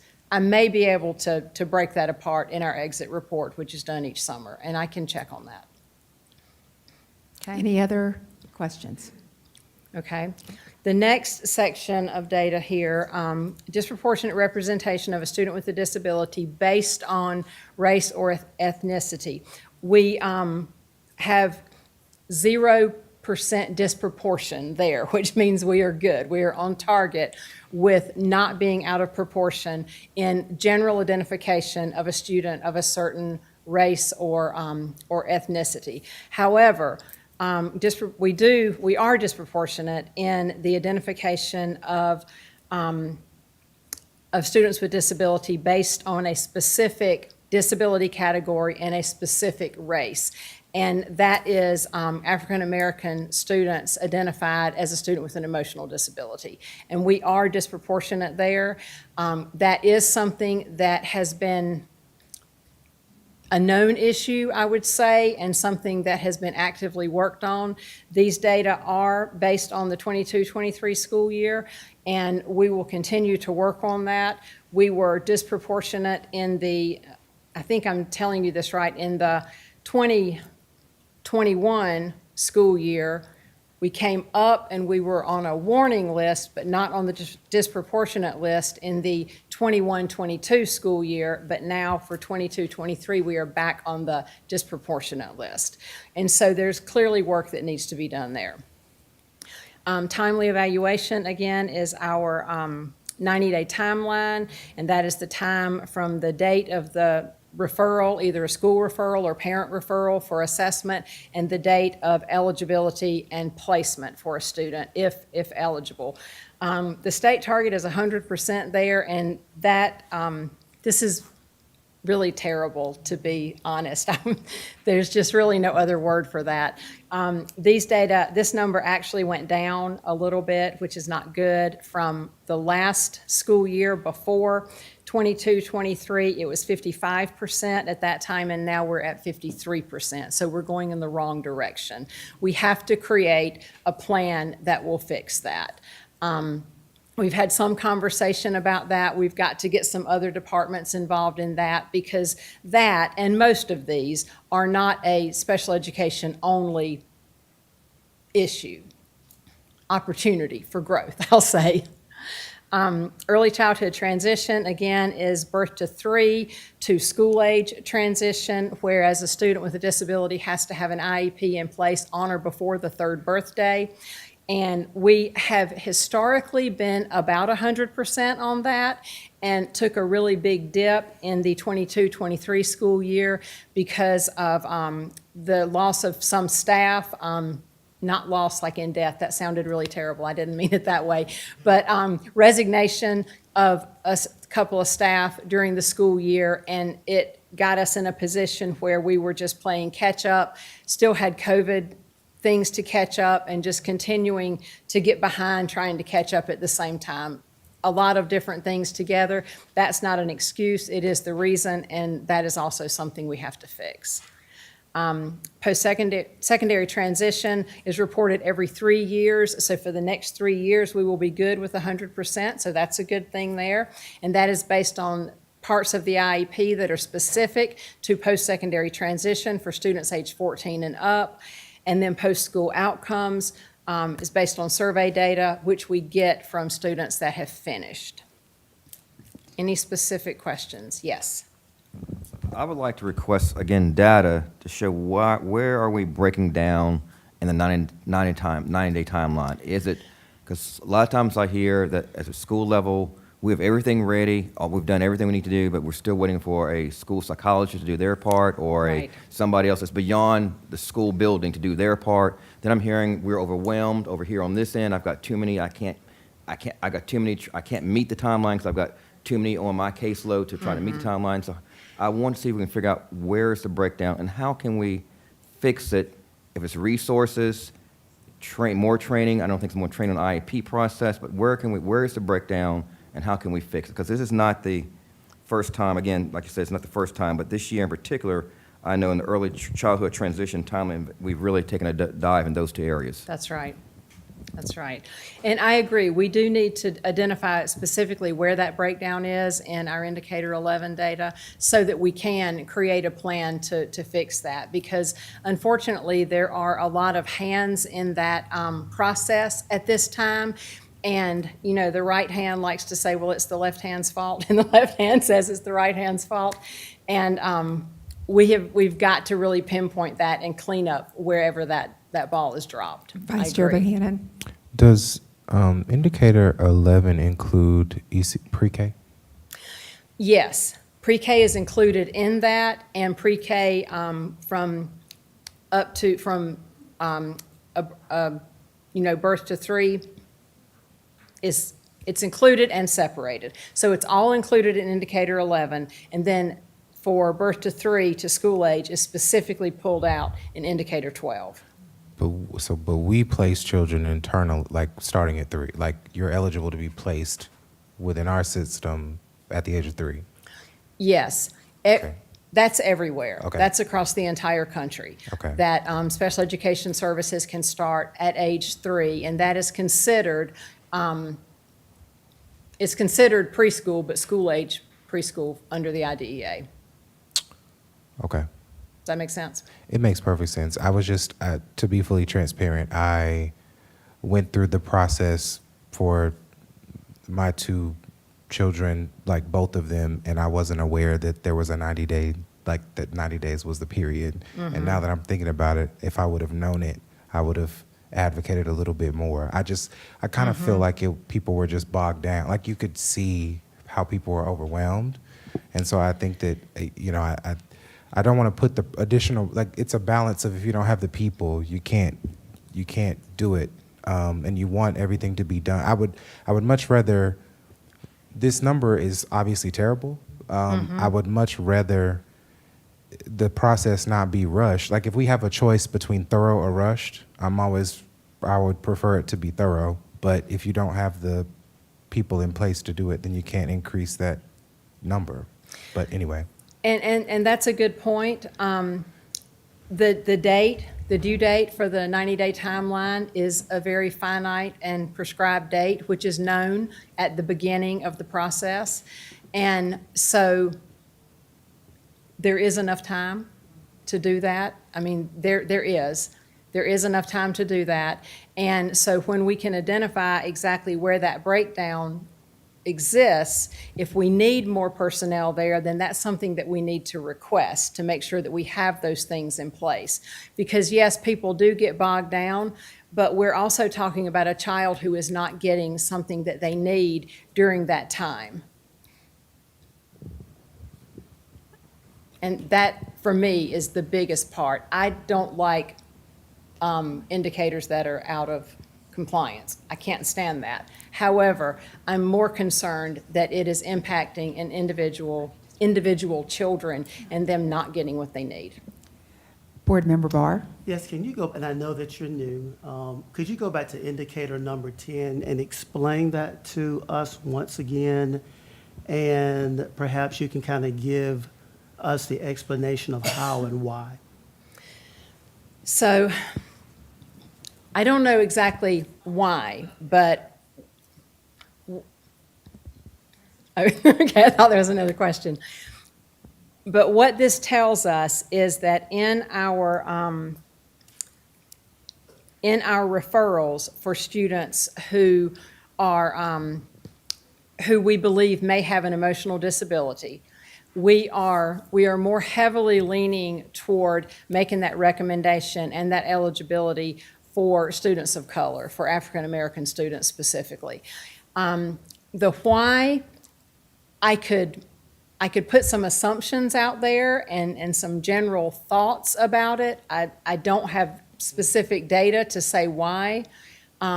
In general, I think that we have some work to do just across the entire system with equity among lots of different groups, students with disabilities, students of different ethnic and racial backgrounds, just all of the different pieces and parts of our district don't always work together as one, as we should.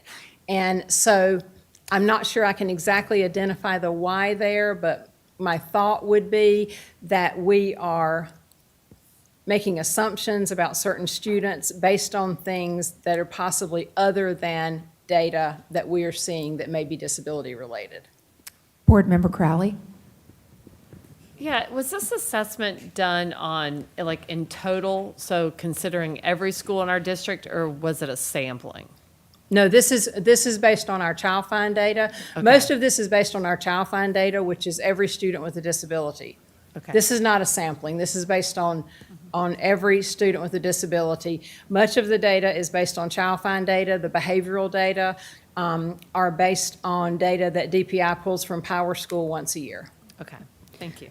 Board Member Barr, did you have something else to add? Yeah, and this may be on the minds of everyone, but when I look at indicator number 10, and based on what you said, it just calls me great pause, you know?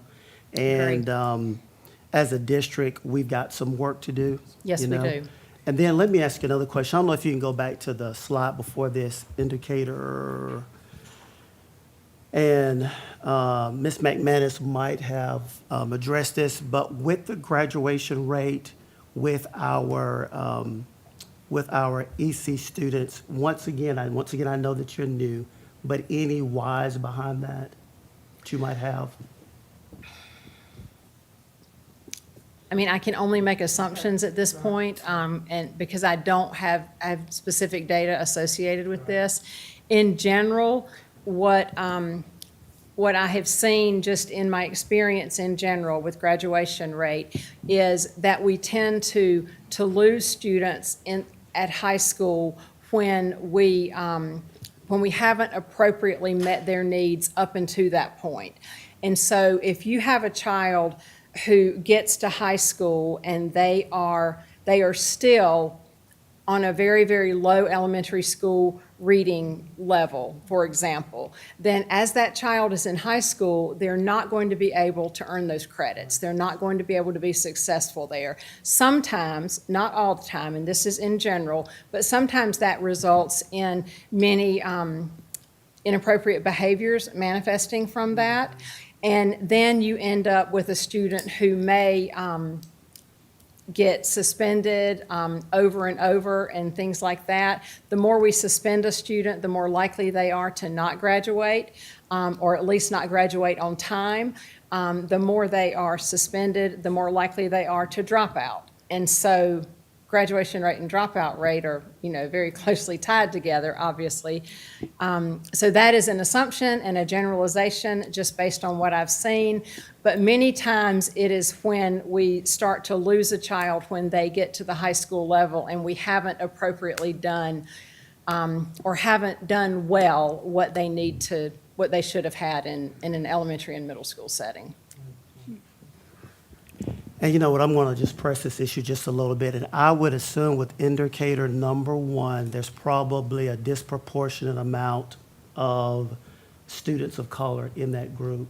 I'm just going to assume. And you could be right, and I honestly just don't know the Right, answer to that this right. evening.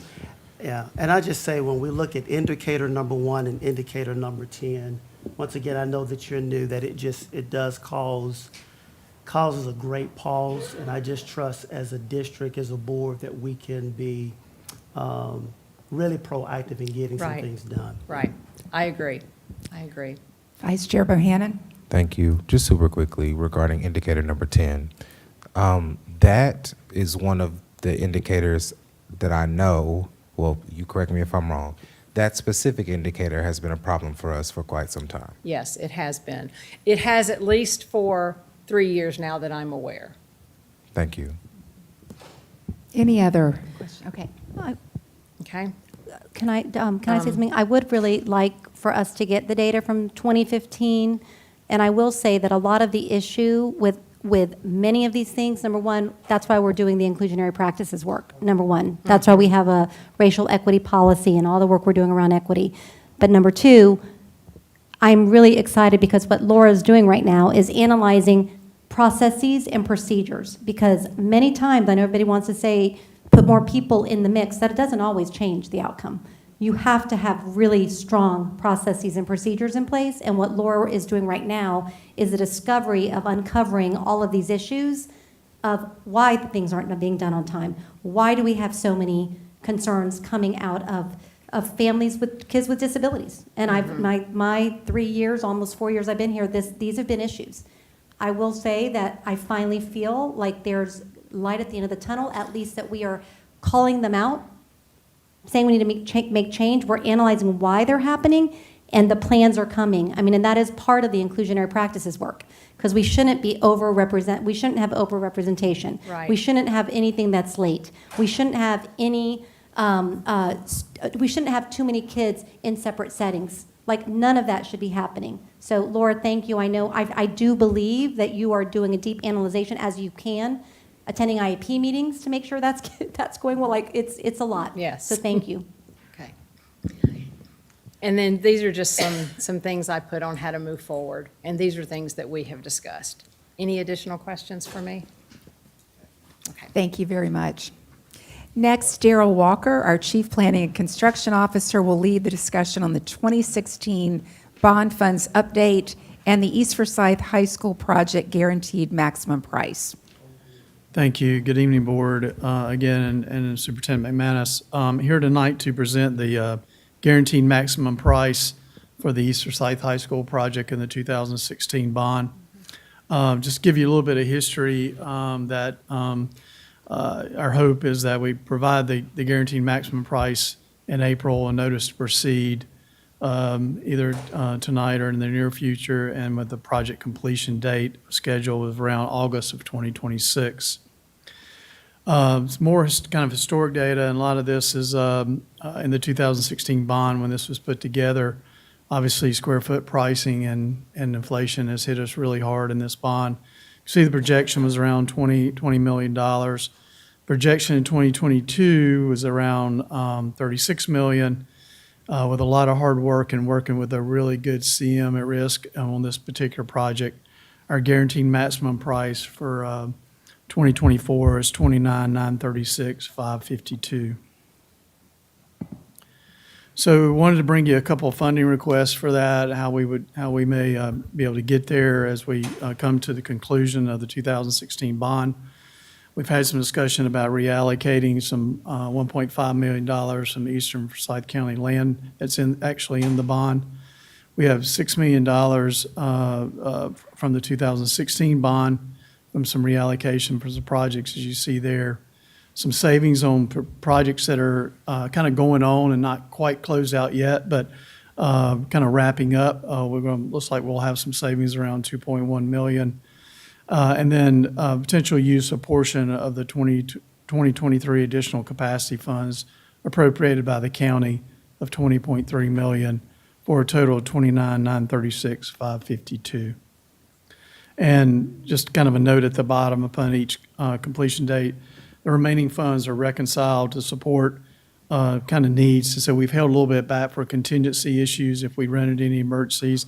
It'll also allow you, if you make a decision at some point about moving forward with Ashley, you may recall when we did schematic that we discussed that we have to go from design to construction documents. We're going to need some funding to move forward with that. That is potential opportunity for some of those to move forward, to pay for that, to move Ashley forward. So the recommendation tonight is consider approval of the reallocation of the 2016 bond, those total of $9.6 million. Consider approval of the allocation of the $20.3 million from the 2023 additional capacity funds from the county. And then consider the approval of the guaranteed maximum price for the construction project at East Forsyth at $29,936,552. And upon approval of that, this will go from the board to the county commissioners for final approval. And with that, I can take any questions or turn it over to my colleagues. Vice Chair Bohannon. Did we do any value engineering on this project? I'm sorry. Did we do any value engineering to bring the price down, or is that is this the scope that was originally in the? So we didn't go below our standards. Did we do some value engineering to get from 36 million to 29 million? We did do some value engineering there, but we didn't change our standards of what we normally do in all of our schools. So we changed the scope of work a little bit for the most part. Okay, we didn't lower our standards, but we took some things out. Correct. Okay. Sorry, Kevin, I just messed you up, I think. So my additional question is what we're calling additional capacity is the two-thirds, that's the additional two-thirds bonds funds. We were calling it two-thirds bonds, now we're calling it additional capacity. Yeah, the Yeah. county Yep. labels it additional capacity. It's really 2016 bond proceeds is kind of how it's labeled at the county level. Okay. Without, and that. Thank you. Yes, Board Member Crowley? Mr. Walker, when you talk about the reduction in scope, please tell me you all did not take out redoing the canopies at East Forsyth. No, we did not. Okay, thank you. Yes, ma'am. Yeah, that was important. Yeah. I Any mean, other- we just, for example, we had a building, a newer building there that had we were going to replace a roof that we don't necessarily feel like we need to do in this project. Just some things like that that had been done previously in capital projects. Any other questions, comments? Okay, thank you very much. Thank you. So our next order of business is our action items. First, consider approval of the naming of the M. Douglas Crater Hall of Champions Press Box, Field House, and Goal Post. So the names requested are Hall of Champions, Zach H. Bacon IV, Press Box, Mary Garber, and Stuart O. Scott, Field House, Robert Deaton, and Goal Post, Bob Cheeky Cox. Hearing other, do I have a motion to approve all the names submitted?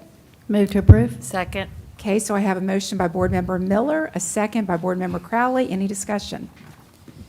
Hearing none. All in favor? Thank you. That is unanimous.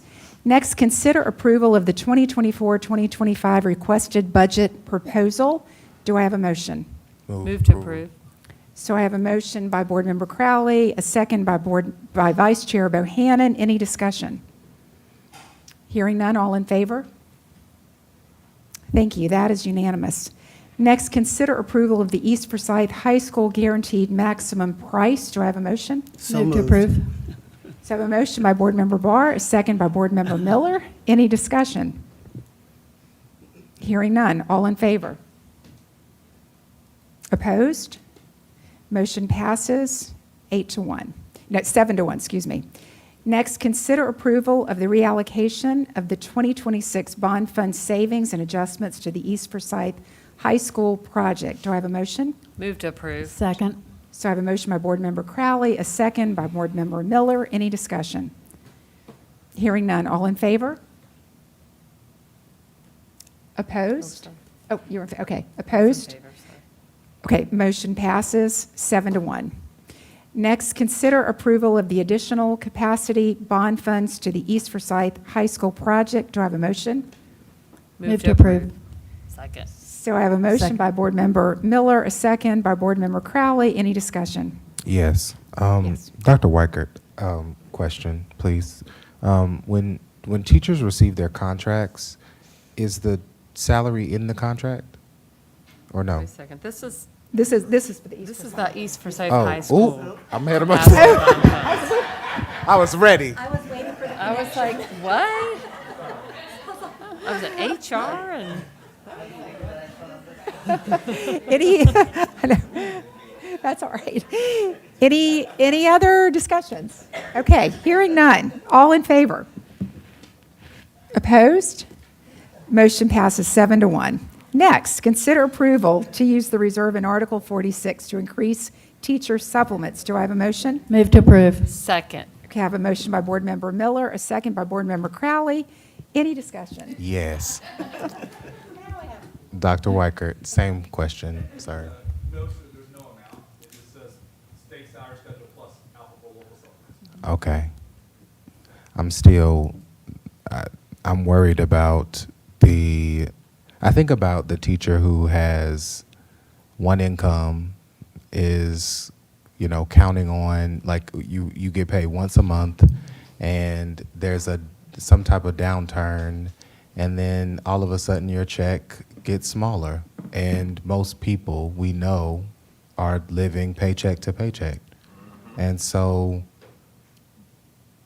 it's difficult for me to support the unknown, which is, I believe, what this does. It puts us in a position where we, I think both sides of the argument I think are viable. We are going to have to contend with limitation no matter what.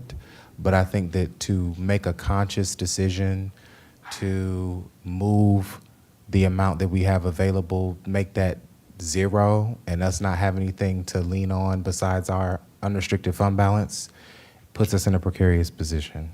I'll just say that. Obviously, it was alluded to the fact that Vice Chair Bohannon and I had some reservations about this. I fully believe our teachers need their money. The money was for them, right? Right now, it is sitting at $4.6 million. And if we are tracking the way that we are supposed to be tracking, we will have to use $2-ish million of that money to cover next year when we do supplements. Okay? So this was all discussed. I'm just putting it out there for those that weren't there. So that really just leaves us with $2 million in carryover for Article 46 for next year. And when I look at it like that, I think to myself, is it worth it? Is it worth getting to the point where we have nothing left? So next year there is no carryover, and giving a system that is already taxed when it comes to paying out and doing multiple checks. Do we want to add that on top of what we already do? Because this would have to be, if we split it up and didn't have it all in one check, I don't know that we can handle that in our current system that we have, and we're 5 years out before we can get to the place where we could do it easily. So that it would be a check that you knew this one might be iffy. I don't know. I worry that we're going to set people up to see their checks change, and then we're harming our staff when right now they know it is what it is, because we're not guaranteed this money. It is not guaranteed money. Yes, Chair. Board Member Crowley? I agree with the person who spoke earlier about educating people who receive this supplement. The fact that it's a portion of the supplement, it's not the entire supplement, but part of the supplement is variable. And educating them about that, and that we recognize that they are college-educated professionals who are responsible for managing their own money. And if it was a huge portion of their check that could fluctuate each month, I think that would be irresponsible. We're talking about a portion of the supplement. And the supplement is a portion of the paycheck. So it's a small part that's variable. And again, if this was, I just think if we have employees who are adults, they're responsible for managing their money and doing their budget. If it was my children, I'd have a different response to this. But we're talking about college-educated professionals, and I think it's kind of insulting not to expect them to manage their funds. Board Member Brown Gaither? I guess I want the public to know, we had a lot of discussion on this in our committee meeting. Because most people budget on what they get in their check. So if it changes, that drastically affects how they're going to budget. And one of the suggestions I had was there any way that we could have two checks? The check that's the supplemental part be a separate check, because right now it is a line item on your check. But let's be honest, most people don't look at how their checks are broken down. That's just typical. Now, I understand, Board Member Crowley, and how I differ in most teachers don't have additional funds that they can really look at it like that. I hate to say that, and it has nothing to do with being college educated or not. So And I know it, I had board members who are very concerned about having 2 different checks because it puts additional work on Tommy and his staff. I do understand that. But I just think that that may help because people know if you got a separate check, this is something that's not in your regular check, that may go away. It's just like when you get your income tax back. That's like, if you get something back, hey, you're really happy I can spend money here. If you don't get anything back, you can't spend any money. So it's that sort of thing, and that's what my concern is about it. I just feel like if we were gonna do it as a separate check, regardless that we're educated people, but I think that would help.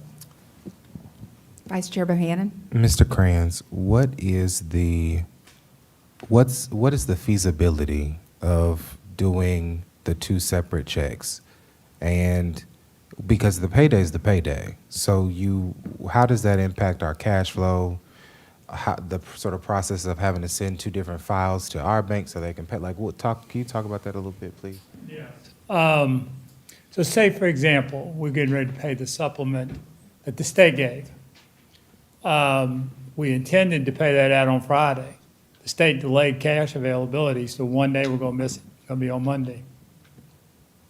Totally outside of our control. We make a fair number of mistakes in payroll, not intentionally, but when you're processing over 100,000 checks, and we can pay up to 47 different ways. That's where we struggle, is all the split. But honestly, doing 2 files, once we build it, it's easy. It's just maintaining it is where so do I think we can do it? Yes. The superintendent's asked us to look at doing 2 pays in a month. And honestly, a lot of us on the team believe that would be easier for us than the way we do it now. So, but we haven't been able to really confirm all that, so we're not ready to roll that out, but. Thank you. Chair Kaplan, can I ask a question? Yes. Tommy, Mr. Kranz, in the meeting after the whatever's left once if the projection by the revenue projection is correct and it's 20 million instead of 22 and we have to use 2 million of the 4.9, how much would each teacher get if we were to take the what was left? 2.6. 2.6. Did you say it was about $800 a teacher? It's going to be about $600 to $700. So $700, and so that would be split out over 10 paychecks if we were monthly?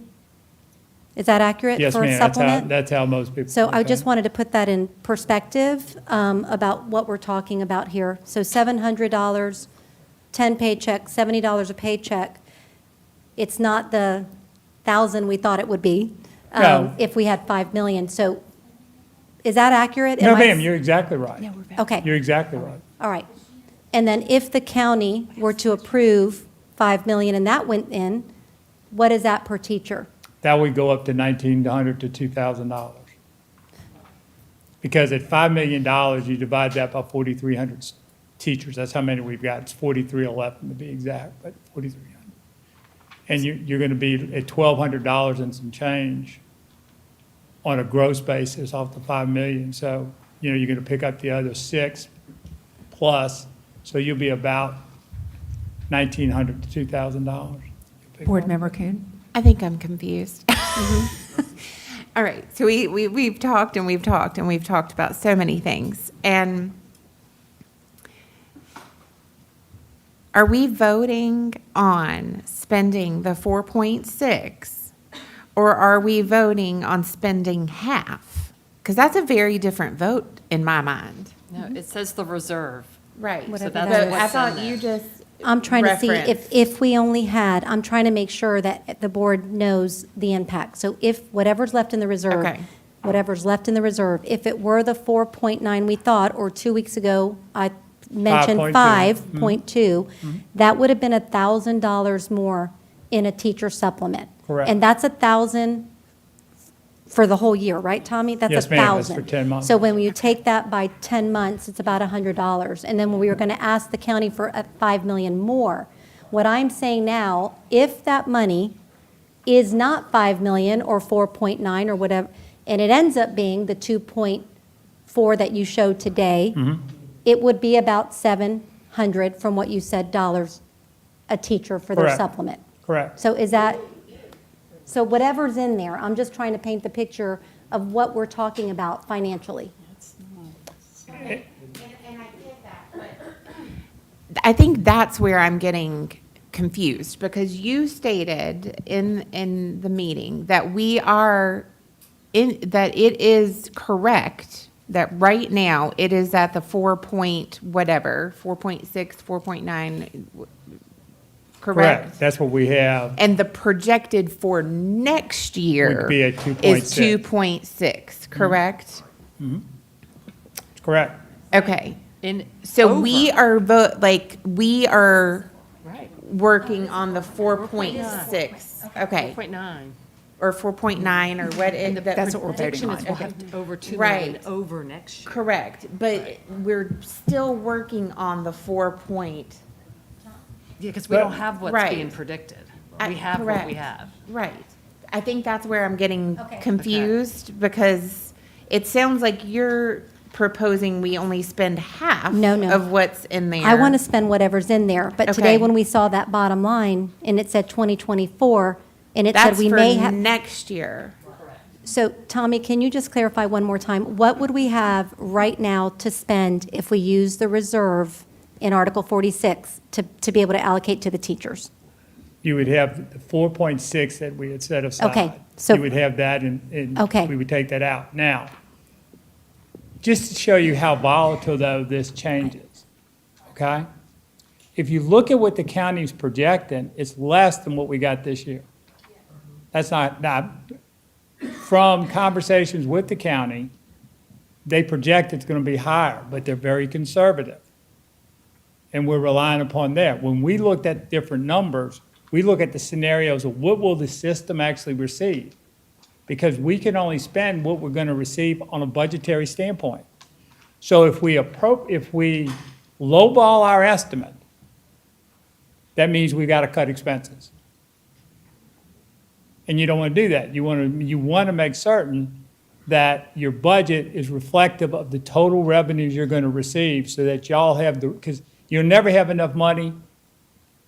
You always have restrictions, and by properly budgeting the revenues, it gives you the opportunity to do things which you need to do on the expense side. So if you do it today, you got 4.6 million. What that number will be next year, I believe it will be higher, because that's traditionally what it's been. There's no sign that the sales tax is going backwards. Property tax has backed up a little bit, so but we don't rely on that. We rely on the sales tax. Okay. Okay, so we've had a motion and a second and plenty of discussion. So let me just read it one more time. Consider approval to use the reserve in Article 46 to increase teacher supplements. Do I have, all in favor? Okay. Opposed? Opposed? Okay. Consider approval to use the reserve in Article 46 to increase the teacher supplements. All in favor? Approve. Okay, opposed?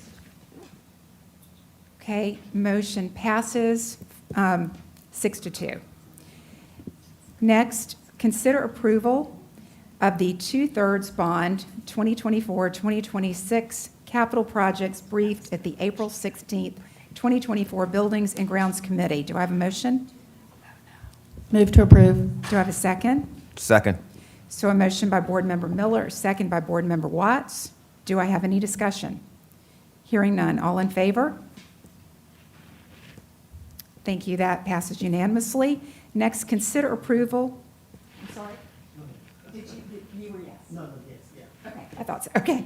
Next, consider approval of the revisions to policy 1215, parent involvement policy briefed at the April 16th, 2024 Policy Committee meeting. Do I have a motion? Any discussion? Excuse me. No, excuse me. Back it up. moved. Do I have a motion? Motion, so moved. Okay, thank you. Do I second? Second. Okay, I have a motion by Board Member Watts, second by Board Member Crowley. Any discussion? Hearing none. All in favor? Thank you. That is unanimous. So that concludes our action items. Our next order of business is our superintendent's update.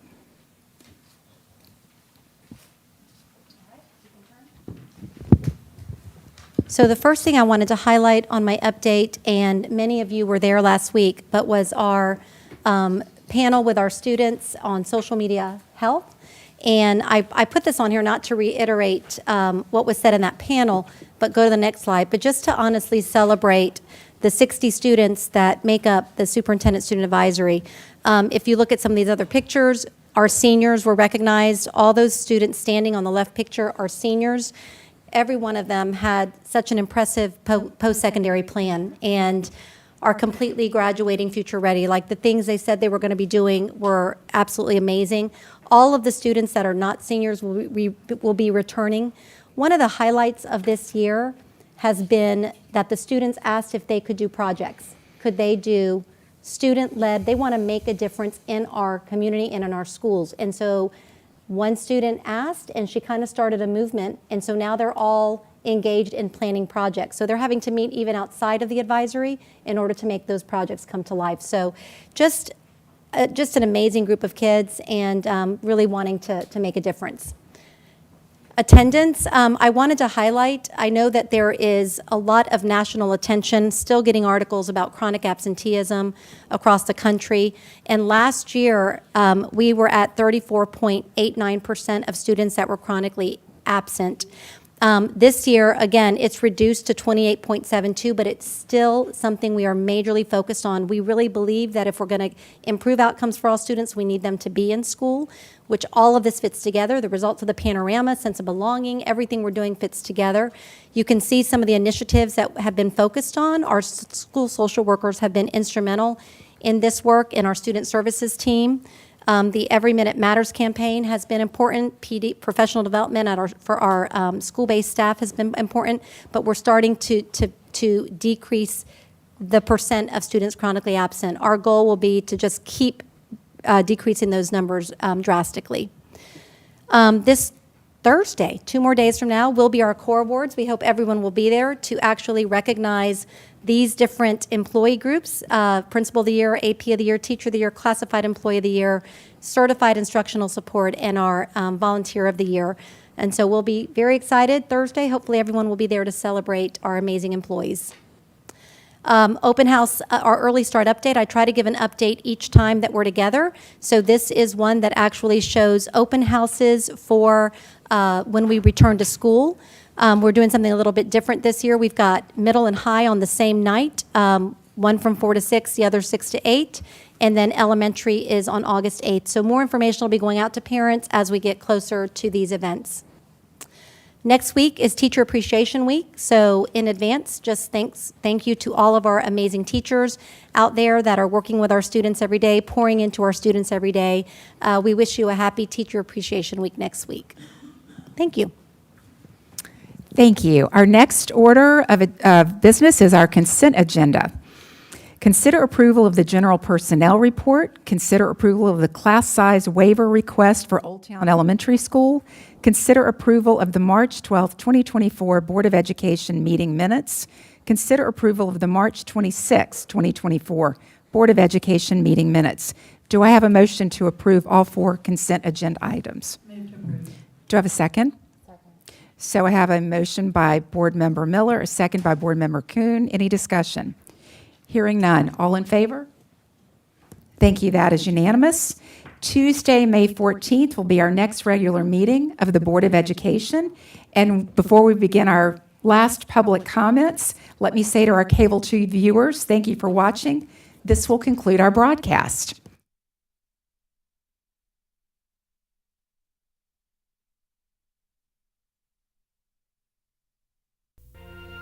Thank you for joining us on your school channel, Cable 2.